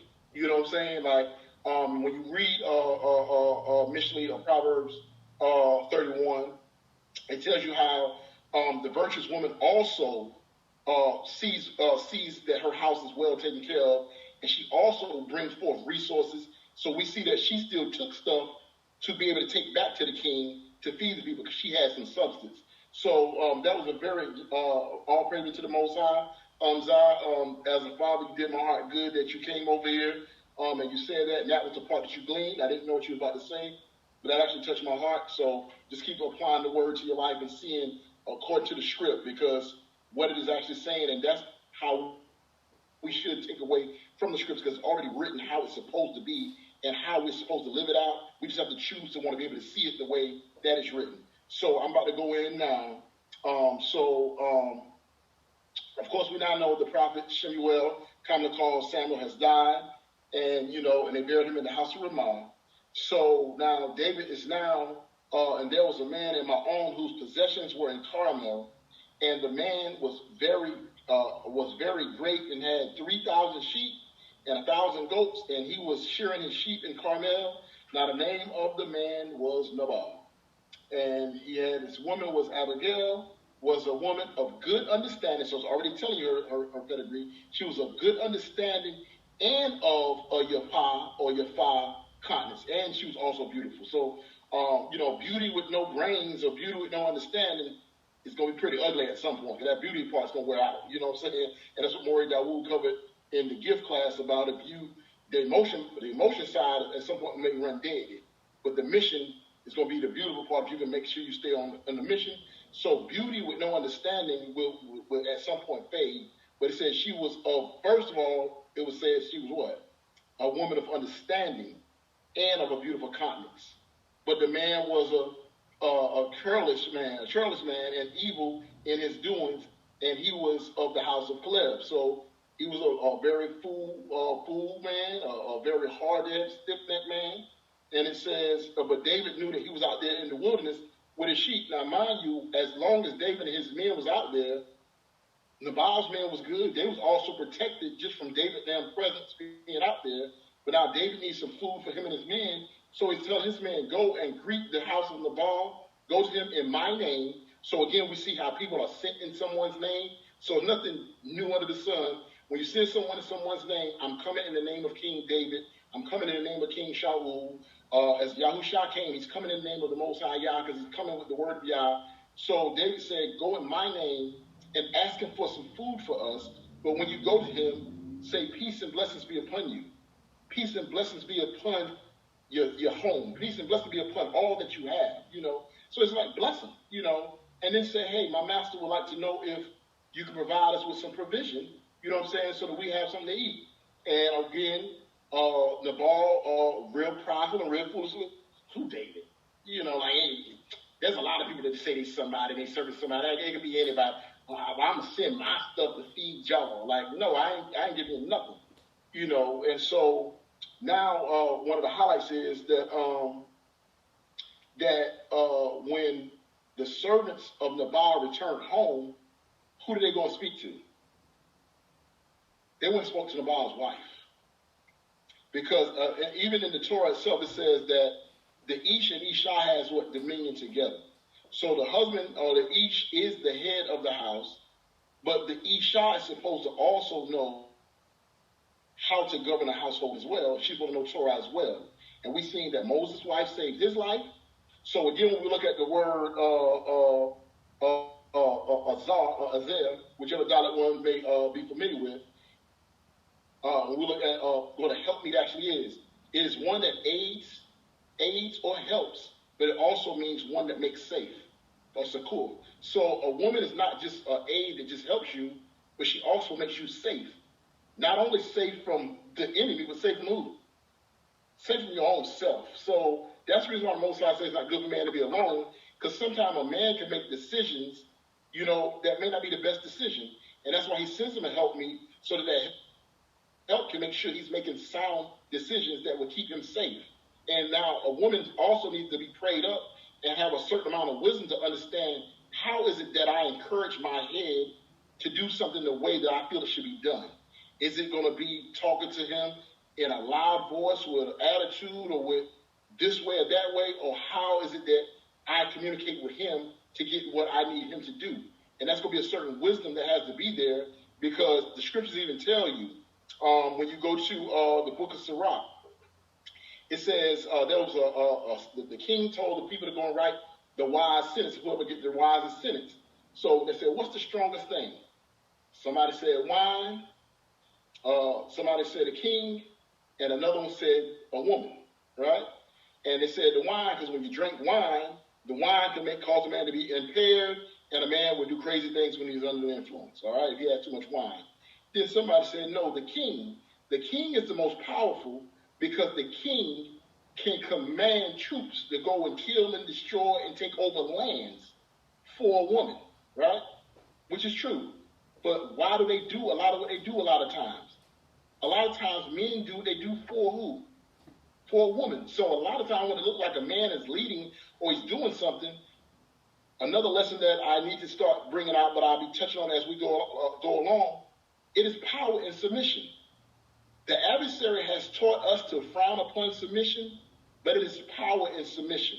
Everybody has to learn their role, and what the Torah, Tanakh, Brit Kadashah, and all the inspired writings that are here, what it actually says, and learn who you are in Yah, and learn how to move the way the Most High commands you to move.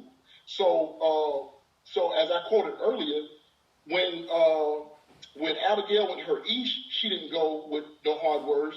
I'm pretty sure she went with soft words. And when she went to David, she went with what? With soft words. She still stayed in the place of a lady. She was ladylike with her approach. She was humble. She was familiar. She bowed herself. She humbled herself totally. So we see here that her wisdom saved all the people in their land. And it also saved King David from making a big, grave mistake, right? All because of a woman. So the fact of submission, and some people take submission is like a weakness. Submission is not a weakness. It is a power if you use it the right way. So, and it says a wise woman can build her house, but a foolish woman would do what? Tear it down. And even from the Hebrew, and I'm not going to try to go too deep into this tonight because I'm going to leave more Dawood some time, but even when you look up the word Imam, right? Aleph Mem, right? Imam. So Aleph represents ox head or stronger strength, and Mem represents water. So, and a child is in the womb of a woman, and what's in the womb of a woman? Water, where a child is at, right? Before the water breaks. So the water preserves life, the water can give life, and water can also do what? Tear everything up and destroy everything too. So you can be strong water, and if the strong water is used the right way, you know what I'm saying, it can give life, but if the strong water is used the wrong way, then it can do what? It can destroy life. So applying the Hebraic mindset to these things, as long as with the scriptures, we see that submission is a power as long as it's used the right way. So now we go back to Abigail. So these servants went back to Abigail because she was also the head of that house. So each is the head of the house, but everybody else still in the house is in subjection to who? To both of them. Because a person's wife receives respect because of who they are. So if when a king has a household, everybody respects the queen. So when a lord, a duke, or whatever terms may be used, if a person is an Adonai or a master over a house or over a land, he's the authority, every one of his subjects respects his wife as their authority because they are subservient to his wife. They're beneath his wife. So she has authority also. So the servants reported back and they said what? Look, David there was out there, and as long as we was conversing with him, and the word for conversing in Hebrew is halak, which is to walk, but I ain't going to go too off the beaten path tonight. But it also means that they were knowledgeable of, they were conversing with them, we were kind to them, they knew who we were, we knew who they were, we didn't cross them in any way, we had shalom out there. They made sure we were safe. They never took nothing from us. Everything that we had, we still have. They even kept us safe while we was out there. And all they did was they asked our master for a little food, and he denied them, man. You know, he denied them. And so, you know, we couldn't say nothing to him because you know you're Ish. You know, he's a man that don't listen to nothing that no man says. But we just thought we wanted to let you know what was taking place, and we believe that David now might be coming to destroy us for that nonsense, and we just want to let you know that. So what did she do? She told the servants to do what? He did what? Gather some things, go gather these sheep, go gather this, go gather these bottles of wine, and go before me, and go before David and let him know it's coming from the house of Nabal. But I'm going to come up and I'm going to speak with him myself, but go before me and go ahead and start delivering this stuff to slow this pursuit from coming through on us, right? So it says, I'm going to verse 6. So David told his men that we're going to go down upon the house of Nabal because now David, as Misha was bringing out, is a little bit of anger done kicked in now. It says, and thus shall ye say unto him that live prosperity and peace be to your house. So I'm proclaiming peace to your house. Now that you've done this very thing, David had got upset. He was like, I've done good for this guy. I made sure his stuff was safe. Now he's not going to feed us? Man, we can go take everything. I don't care who it is. You go down there and you go kill everybody because that's disrespectful. We're keeping his people safe. We're keeping his supplies safe. But we need something to eat. He's refusing to give us some. Okay, then we're going to handle business. We're going to go down like we're warriors. So we're going to go down and do what warriors do at this point. We're going to go down and take from this wicked joker and don't leave none alive. So now David, as Misha brought out, since we were going on the focus, he has now let a little bit of anger because it was unjust. But there's actually a scripture that tells us in the Torah that when a person is hungry and destitute of food, that there's a gleaning of a portion that you're supposed to share with those who have nothing to eat. Nabal was not going to feed them. So, of course, David sent his men down and said we were going to go and deal with them. But what I want to highlight was the fact that the servants came back and spoke to Abigail. Now, this is one of those territories where sisters use wisdom with this. This is not a everyday, I'm just going to go and do something in regards against what my husband says. It was a very specific reason why she did this here, because David was going to come down to kill them, and she had to go stand in the gap. So she took it upon herself to try to save her house, as a virtuous woman should do. She actually sent the food up because just because a husband is the head of the house does not mean a husband should not discuss things with his Isha, because they're one. So you should discuss things, because why would the Most High give you a help me if you're not going to talk to your help about decisions that you're making? How can your help you make a good decision, or help you be able to identify or realize you made a bad choice? He didn't give her the option. He just denied him, didn't run it by her, didn't even say, hey, these men asking for her, say, hey, do you really know who that is? She didn't get, but she knew it was, and so she sent the food to them. And then when she goes up, to make short work of this some more, that we can have the closing statements on this. Let me go. All right, so I'm going to jump right to verse 23. So David is now considered Nabal his enemy for not feeding him and his men. So 23, and when Abigail saw David, she hasted and lighted off the donkey and fell before David on her face and bowed herself to the ground. So she did what they call obeying. She humbled herself before him. So bowing was customary for our people to do, but she actually was bowing before a king. And it says, and fell at his feet and said, upon me, my master, upon me let this iniquity be, and let thine handmaid, I pray thee, speak in thine audience, and hear the words of thine handmaid. So as Misha said, she went down, and she said, the iniquity is my iniquity. That woman ain't do nothing wrong. Her husband was a fool. But she still went down, as Misha has highlighted, and Azar was even coming and seeing that regardless of her husband being in error, she was still trying to be a righteous woman and trying to save her husband, save her house, save her family, save their land. So she went and said, so she humbled herself. So these soft words already, how can David be really a warrior, madman, not as a woman now, but this fool up here? And then she said, Master, the iniquity be on me, pardon me, I'm sorry we ain't send you no food. And then she goes, and my husband is a foolish man. Like, everybody know that. That's how he is. Like, nobody can tell him nothing. But that's my husband. You know what I'm saying? But the fault is mine. Charge me. Like, deal with me, King. But I'm asking you to please pardon us. So, so she did that. And that was, and the reason why I like coming to this particular text is because you have people that tell women that because they may have a foolish husband, they can divorce their husband today.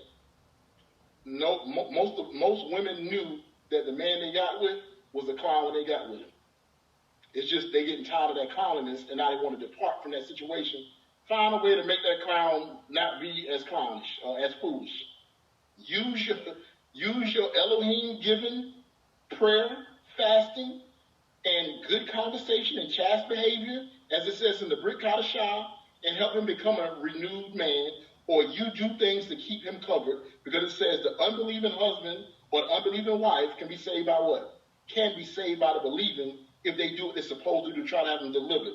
So she knew he was a clown or a fool, but she's been with him for quite some time. But she's not saying, oh, I want to bounce on him and like, well, hey, it was all in the ball. She still took the blame for her household.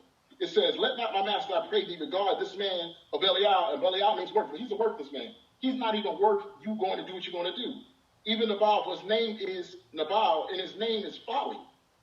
So she said, but I, your handmaid, saw not the young man of my master whom thou didst sin. So I didn't see them when he denied you, but when they came back with the report, I made sure they sent these things up. Now therefore, my master, as Yah liveth, and as thy soul liveth, seeing Yah have withholden you from coming to shed blood, and from avenging thyself with thine own hand, now let thine enemies that seek evil to my master be as Nabal. But please, he basically saying, don't let him cause you to trespass. If we could, real quick, I'm going to go to Shemot Kanach, y'all. Go to Shemot chapter 23, which is commonly called Exodus chapter 23. Exodus 23. Give me one moment. Exodus 23. And give me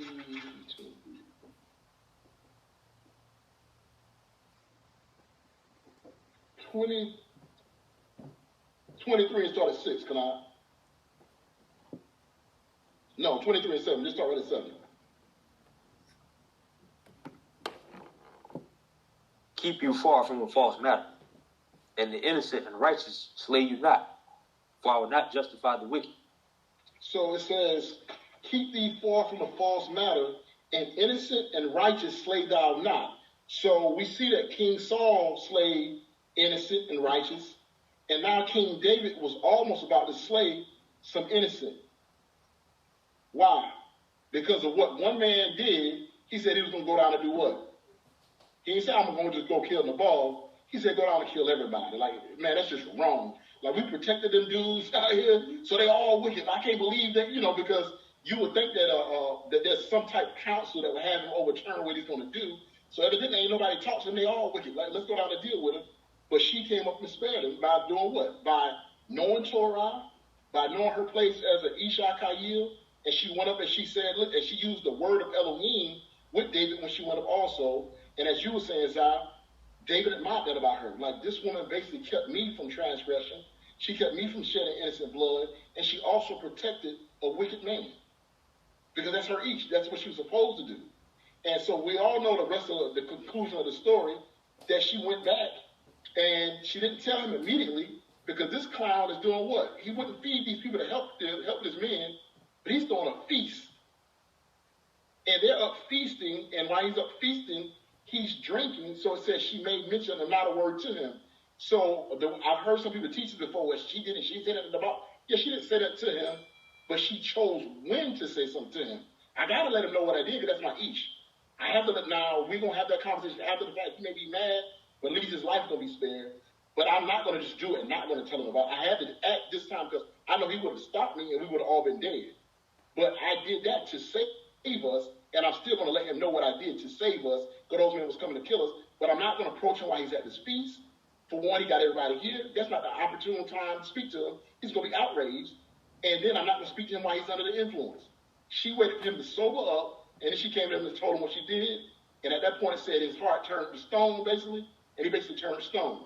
Now, I don't know exactly what sickness. We could think it might have been a heart attack or whatever may have happened. Something happened with his heart at that moment.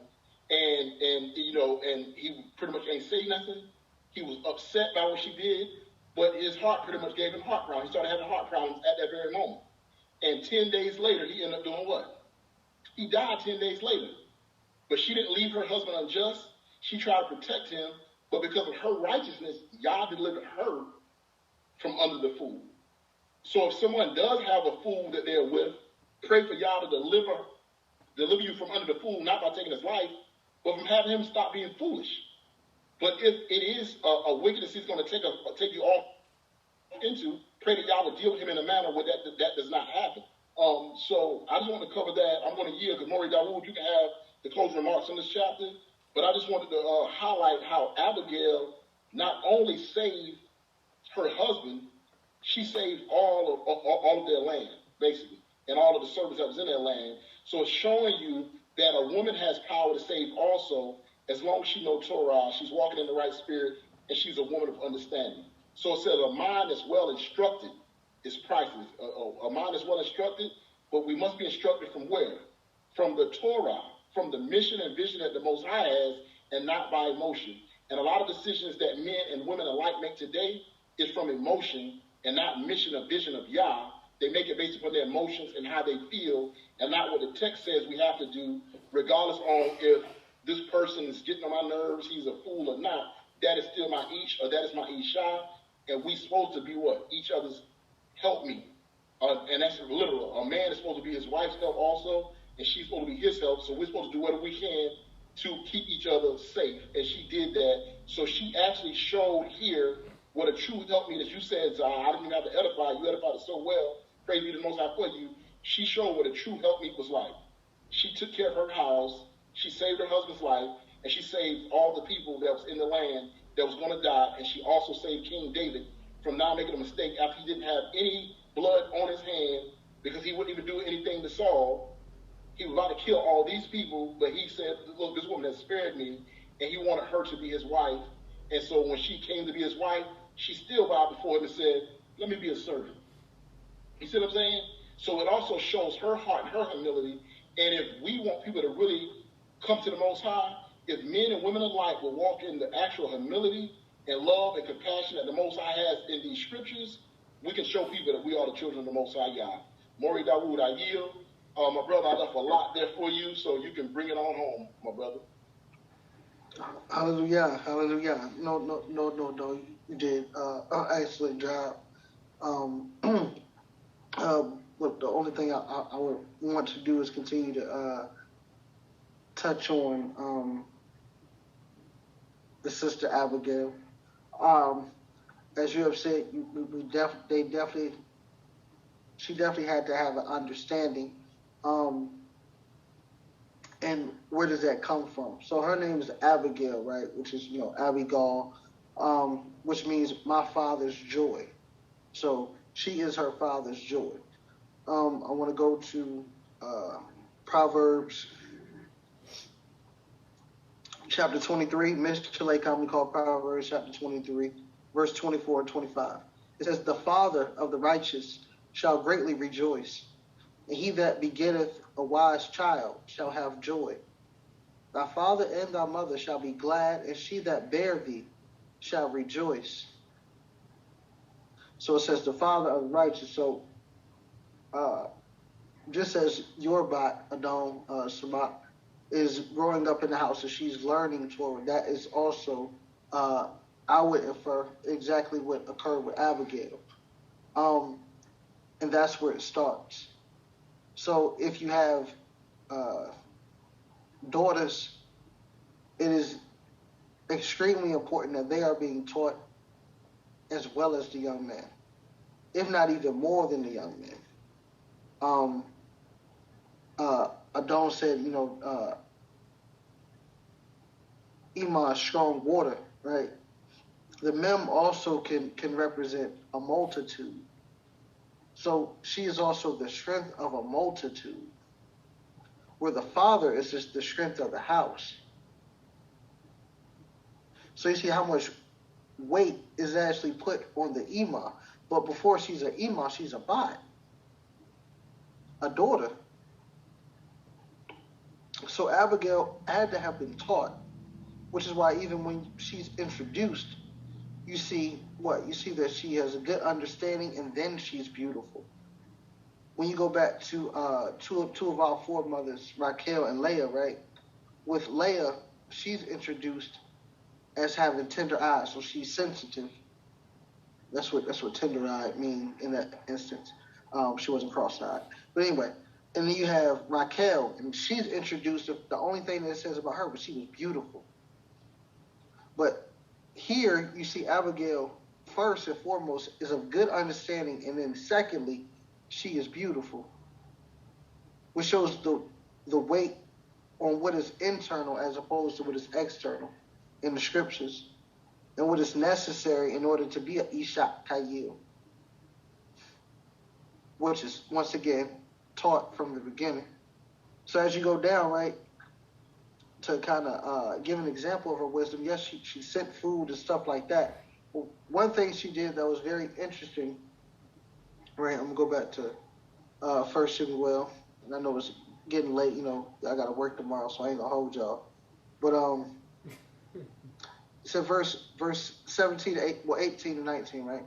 It said, then Abigail made haste and took 200 loaves and 2 bottles of wine and 5 sheep, ready dressed, and 5 measures of parched corn and 100 clusters of raisins and 200 cakes of figs, and laid them on donkeys. And she said unto her servant, go on before me. Behold, I come after you. But she told not her husband. And it was so, and then I'm going to drop down to verse 23.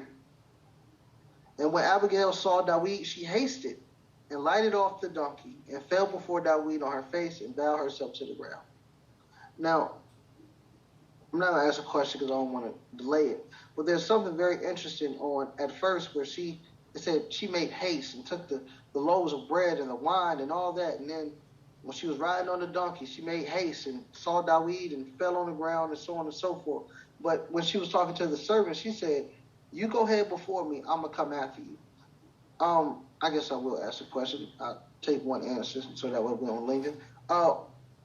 Why, if she already sent the food and everything should be done in a hurry, because Melech Dawid is not going to sit and eat. He's coming for blood. Why did she tell the servant to go before her? But she wasn't going to tell her Ish.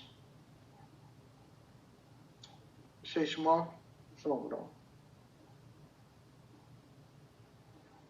So, can you hear me? Okay. Yeah, I would say that she told the servant to go forward to show her submissiveness. Okay. Submissiveness to the servant? Yes, humility. And okay. Understood. I'll take one more and I'll go for it. Okay, well, I don't see no hands. That's fine. All right, so why did she tell the servant to go before her? Adon Yaquab with the light hand. Where is the dark skinned hand? Go ahead, Zokwe. Shalom. I think she sent the servants before her, because if she would have showed up without anything in her hand, she might have got smoked. You know, so she sent the gift. You know, because the Dawid had already known the servant. You know, so they told her that he was intent on coming and destroying, you know, the house. And so I think if she'd have went first without the gift, hey, that's easy picking. She right here in front of me, smite and keep going. That's wisdom on her part, I think. Wisdom on her part is, hey, let me get the gift out there first and then go explain it. Okay. So then my question to that would be, well, why not just go with the gifts?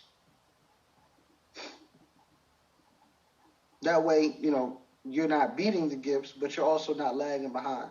So we saw in the beginning when she's introduced is two things. One, she has understanding, and two, she's beautiful. So would you go before a king or anyone of that stature without preparing yourself, especially if you are a woman? Women know how to get the attention of a man. If your mind is hell-bent on killing, right? Yeah, you were coming to take the food anyway. You were coming to kill and take the food anyway. So yes, I'm going to send something for you, right? So y'all can eat, so on and so forth. So you know that we want to satisfy that aspect of it. But secondly, I'm going to present myself in a manner that kind of takes your attention off of what you were going to do. So then now that I have your attention, now you're going to listen to my words. You ever seen a movie? First movie to come to mind, I'm not sure if y'all seen it, because y'all saved. It's called Waist Deep with Tyrese and Megan Good, right? Or any movie. A lot of movies have this type of situation where they want to distract a man from their focus. So they send a beautiful woman, in this particular instance, Megan Good walked across the street in her streetwalker clothes, and Tyrese is instantly distracted. Now take that and place it in a righteous aspect where Abigail, one, has understanding, two, is beautiful. She goes before Dawid presentable in order to get his attention so that he will listen. That, not going to harken on that, but that just shows another aspect of her understanding. Now, I know you're not necessarily worried about me because you're a righteous man. You're not trying to take me or anything. However, I do know how to get your attention.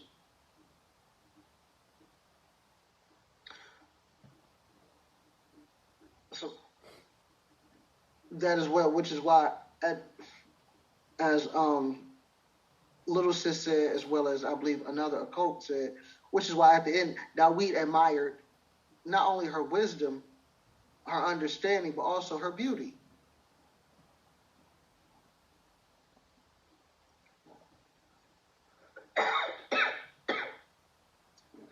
Yeah. So I'll sum it up and wrap it up. Pretty much what I'm saying is, one, there has to be understanding. And two, the application of that understanding is what led Dawid to have his mind taken away from that and back on righteousness.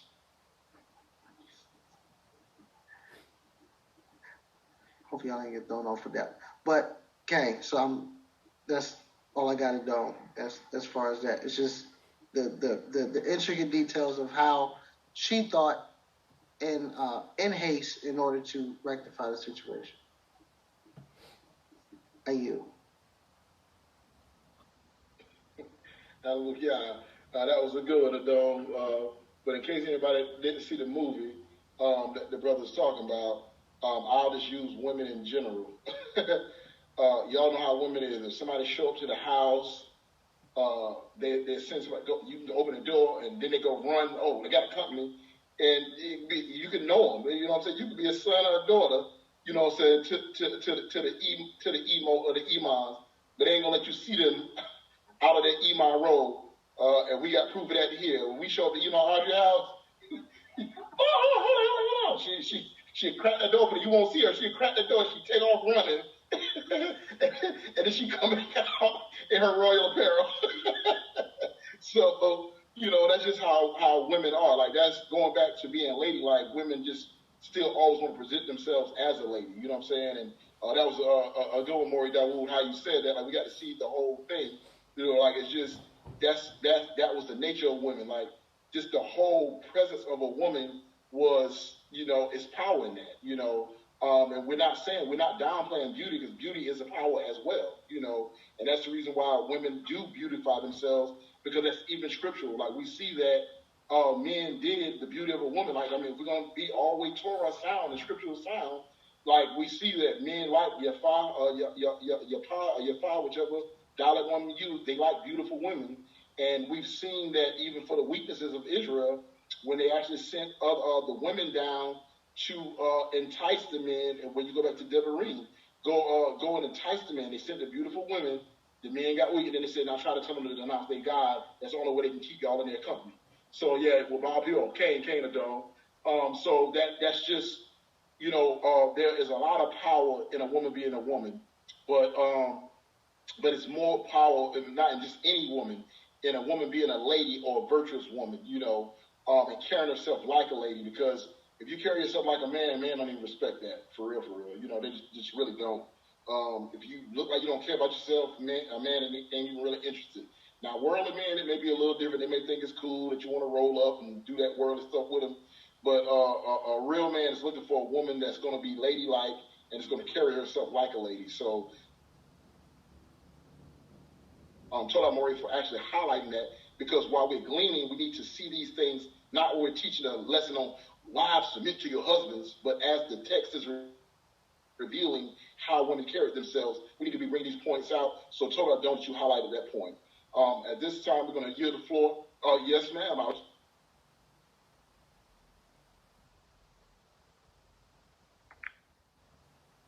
Is that for me more time?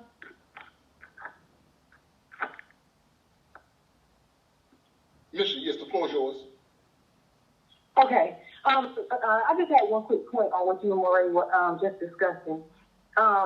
Another thought in answer to your question, the discussion was between the men, King David, Nabal, and the servants. So I think that it's my opinion that one of the other reasons that Abigail sent the servant and then she came afterwards was because she didn't want to appear to be usurping authority or interfering in something that may not have been her concern. So she wanted to conduct herself as a righteous woman. And that may be another reason why she sent the servant ahead too.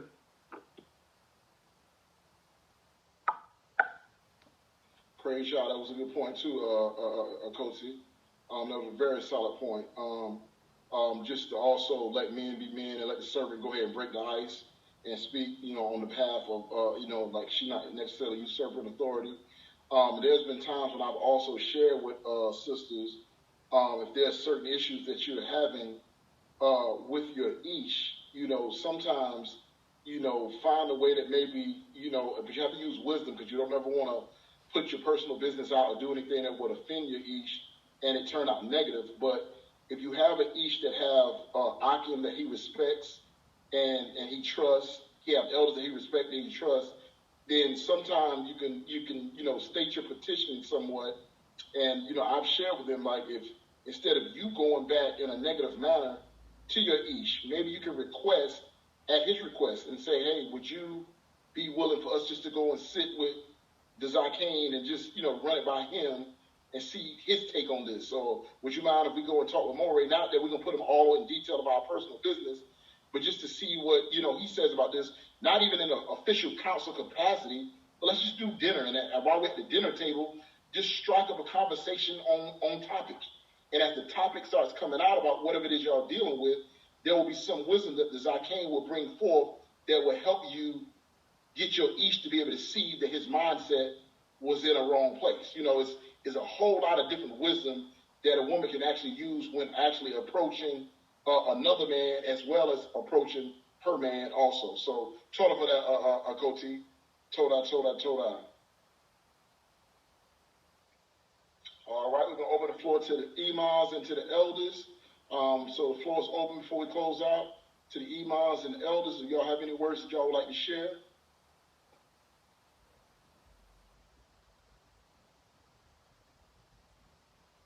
I just like to say that it was a Tob study, and I always say that I like placing myself into the scriptures. And just like the Moray was saying, we cannot always place ourselves in the position of David, David. We need to also place ourselves in the position as Saul also. But there was an excellent study, and it's thought-provoking when you see how Saul was anointed and how he was chosen and how the evil spirit came upon him and he lost all of that. And the same way that happened to Saul, it can happen to us also. And so that's why we have to be very careful and very mindful and stay in the word and pray always without ceasing or what have you, because these things can happen to us as well. It was an excellent study, Tob study. Praise to the Most High. Thank you for your words of wisdom. Toda. Before I give it to Maury Kanaka, I'm going to ask Ema Newkirk, do you have any words before I pass it to, is Ema Newkirk still on? I don't think she's still on. Yep, she's not on still. Yes, she is. She's still on. Ema, I didn't know if you had words before I give it to Maury Kanaka, because I know you can't raise your hand. Mm-hmm. I just want to say that was a Tob word, and like always, you always encourage me. Tob word.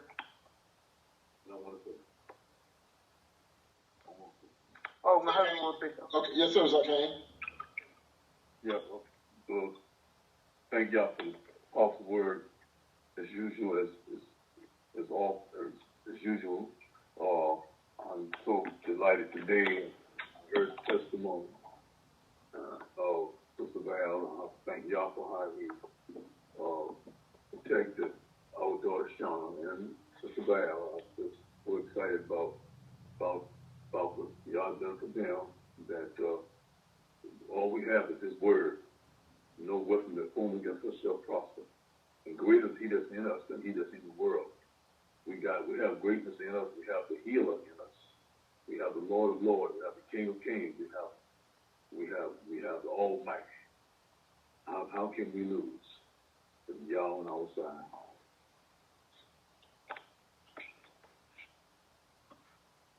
Toda for your words, I can. Hallelujah. Hallelujah. More Kanaka, y'all. Floor is yours. Shalom, Mr. Ka. I just want to give honor to both Maury Samak and Maury Daoud for such an excellent and outstanding topic. And I'd just like to just reiterate just the fact that in those examples, humility and righteousness goes a long way. And it is life-preserving, not only for our lives, but for the lives of those that are around us. And those two keys also moves the hand of Yah against the wicked on our behalf in the event that we need defending. And I really love the way that Morris and Mark brought out the fact that no matter what is being done against you, when you maintain that respect and that humility before the Father and before those that are in authority or even your brothers and sisters, that it causes him to judge righteously, and he will, vindicate and justify you, and you will be blessed on the other side of that. So hallelujah for the whole topic. All praises. Thank you for your words of wisdom. All right. Hallelujah. All right. Before we give Adon Yaquab closing statements, as he gives any words he wants to share, does any other brothers and sisters, before we get ready to close out, have anything you would like to say before we get ready to close out?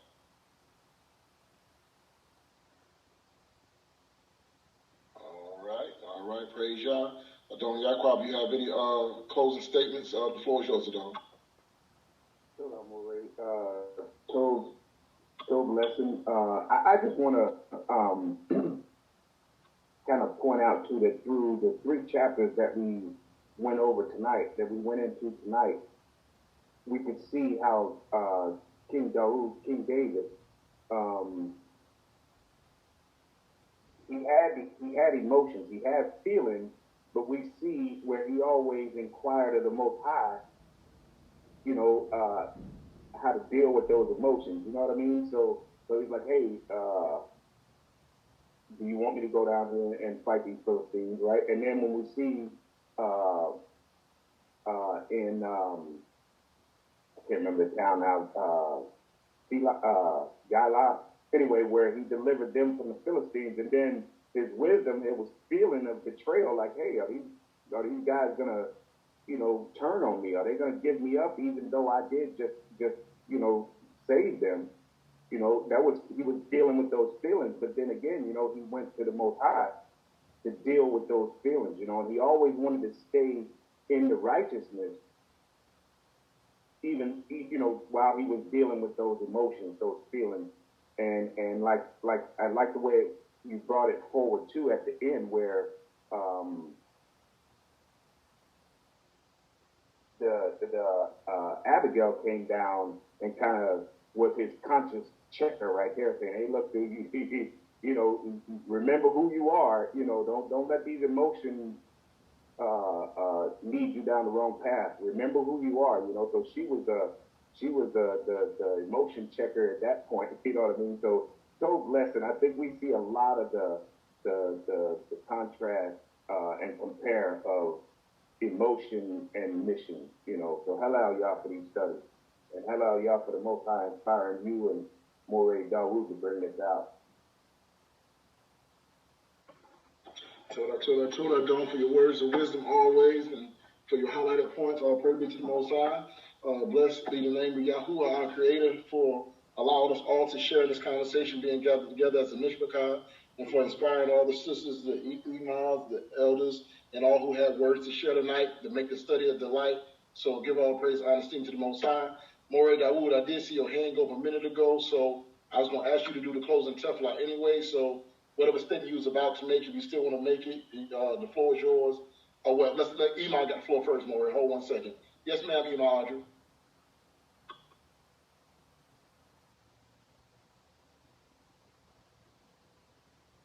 You still muted, Imam. We don't hear you. Okay, can you hear me now? Yes, ma'am. Okay, I just want to clarify what I was saying when I was saying, about placing yourselves in the scripture. The bottom line is you have to ask yourself, am I a David or am I a Saul? Or am I a Nabal or am I an Abigail? Hallelujah, hallelujah. Thanks for the extra edification. All praise to the Most High.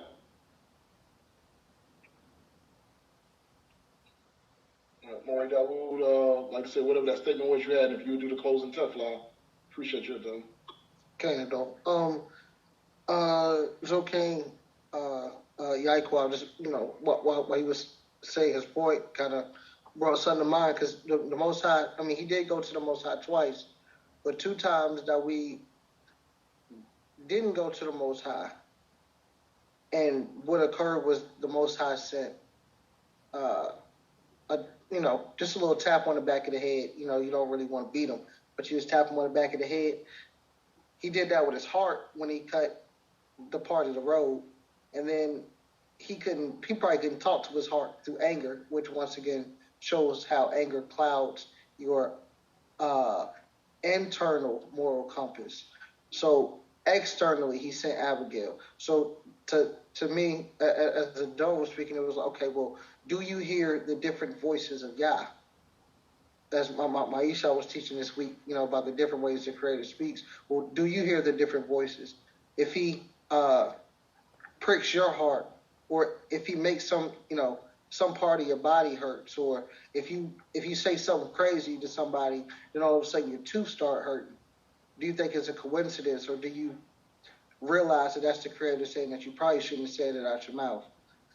And if you don't hear the internal voice, do you hear the Creator speaking through others, trying to check you when you don't hear the Creator, or you don't hear his internal tap of the back of the head? So to Zaquay for kind of, pinching that nerve in me.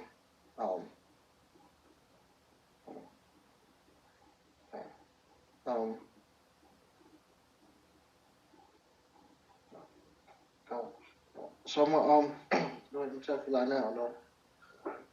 Here's that so.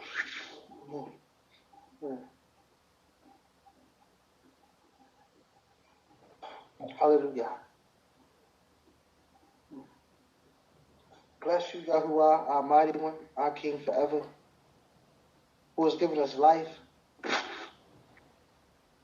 who has given us mercy, who has shown us compassion even on days when we were not compassionate. Thank you, Father Yah, for being long-suffering, for being patient, knowing that our emotions do sometimes get the best of us, Father Yah. That sometimes we do fall. Sometimes we do lose that internal battle. But if at your rebuke, Father Yah, we turn from our wicked ways, we humble ourselves and seek your face. And you are merciful, Father Yah. And you will forgive. So we thank you, O Father Yah,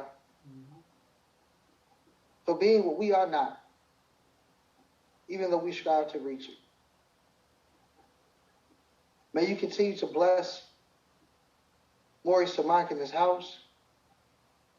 May you continue to strengthen the emote or the mothers, the Zakwanim or the elders, as they continue to be the borders of righteousness around this nation, the gatekeepers.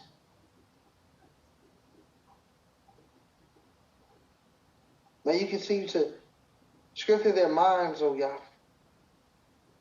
and their bodies, Father Yah. Give them long life, Father Yah. Extend their years that they may see the beginning of the work, Father Yah, the continued work of the regathering of the nation, of the rebuilding, Father Yah, of your family. May you give wisdom, knowledge, and understanding to the Anashim, the men, as well as the Nashim, Father Yah, the women. As we, on one accord, Father Yah, must come back together.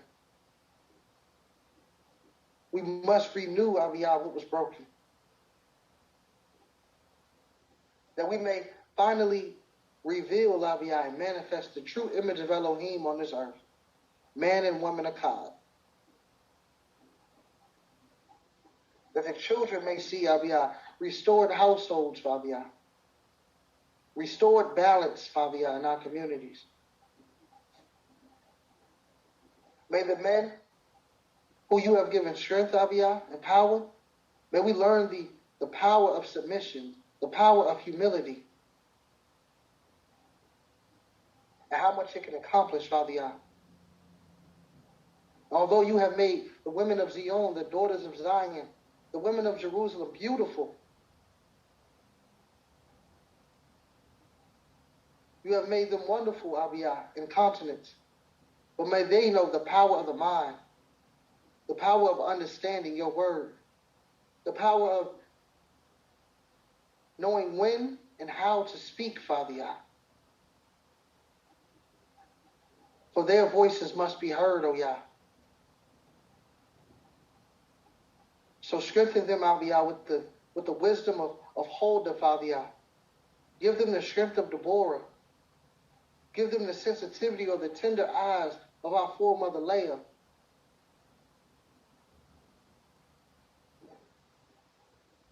Give them the quick wit, Abiyah, and the ability to intercede like Abigail.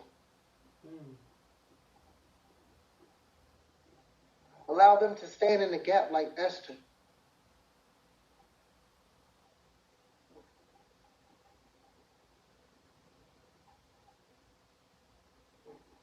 And may they be the one, Abiyah, who puts mission before emotion like Sarah.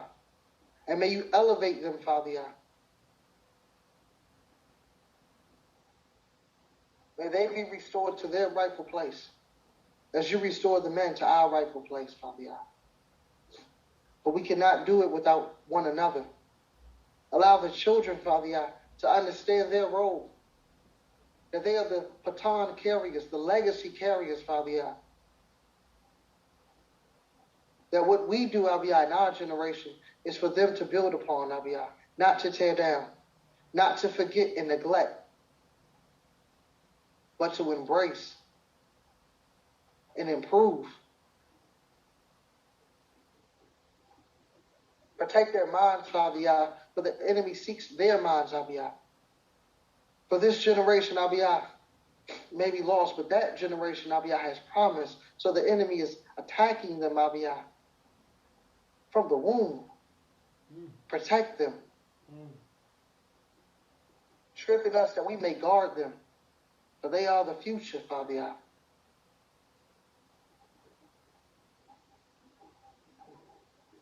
We pray for those, Abiyah, who have a moral and ethical compass, Father Yah, that they are living righteously according to those principles, Father Yah, but they do not yet know your name. They do not yet know the things that come with your name, Father Yah, your feast days, your culture, your dietary law, all of those things, Father Yah. But they know, Father Yah, that they shall not steal, they shall not kill, that they should treat others like they want to be treated, that they should love their neighbor as they love themselves, Father Yah. May your mercy and your compassion be upon them. That a brother or a sister may come to them and say, do you know that you are a child of Yah? And that we do not call our Father by the title of God, but we seek a more personal relationship with you, O Elohim, by calling you by your name, the name that you gave to us as a memorial, Yahuwah, Yehovah, Yahweh, Yahweh, Yahweh. The name above all names, the name of the creator of the heavens, the earth, the seas, and the fullness thereof. The one that made man from dust, called light to be from the darkness. Eloi Abraham, Eloi Yitzchak, Eloi Yaakov. The one who anointed Moshe Abiyah to lead his people from the house of bondage into the land of milk and honey. We praise your Kodesh name, Father Yah. May your children arise. May we become lights and brighter lights, Abiyah. May you not dim down our lights, Abiyah, but show us how to control it. That we do not blind others, Father Yah, by throwing scripture at them, by being a stumbling block to the blind and cursing the deaf, Father Yah. But allow our light to attract them. That we may lead them to you, not to us, Father Yah. For it is your name that deserves the glory. It is your name that deserves the praise. It is your name that deserves the esteem. For you are the righteous one who does not fail. You are the one that provides for our needs, Father Yah, our shepherd, by which we shall not lack. The one who seeks a perfect heart, a heart that is balanced and complete, trusting wholly in you, Father Yah. That is who you seek. One with clean hands and a pure heart, Wash us from our iniquity, Abiyah, that we may be white as snow. That you may see us and we reflect your image. Todah, Father Yah, our King, our Savior, our Redeemer, our Deliverer, the one who has given us a way back to you through your Son, Yahushua. May your Spirit be poured out upon all of us, Father Yah, that we may prophesy not only of your Son, Abiyah, but of the coming redemption of the children of Israel and all those who cling unto your name. Baruch atah Yahuwah, Baruch Hashem Yahuwah, Baruch haba Hashem Yahuwah. May your name forever be glorified, O great Elohim.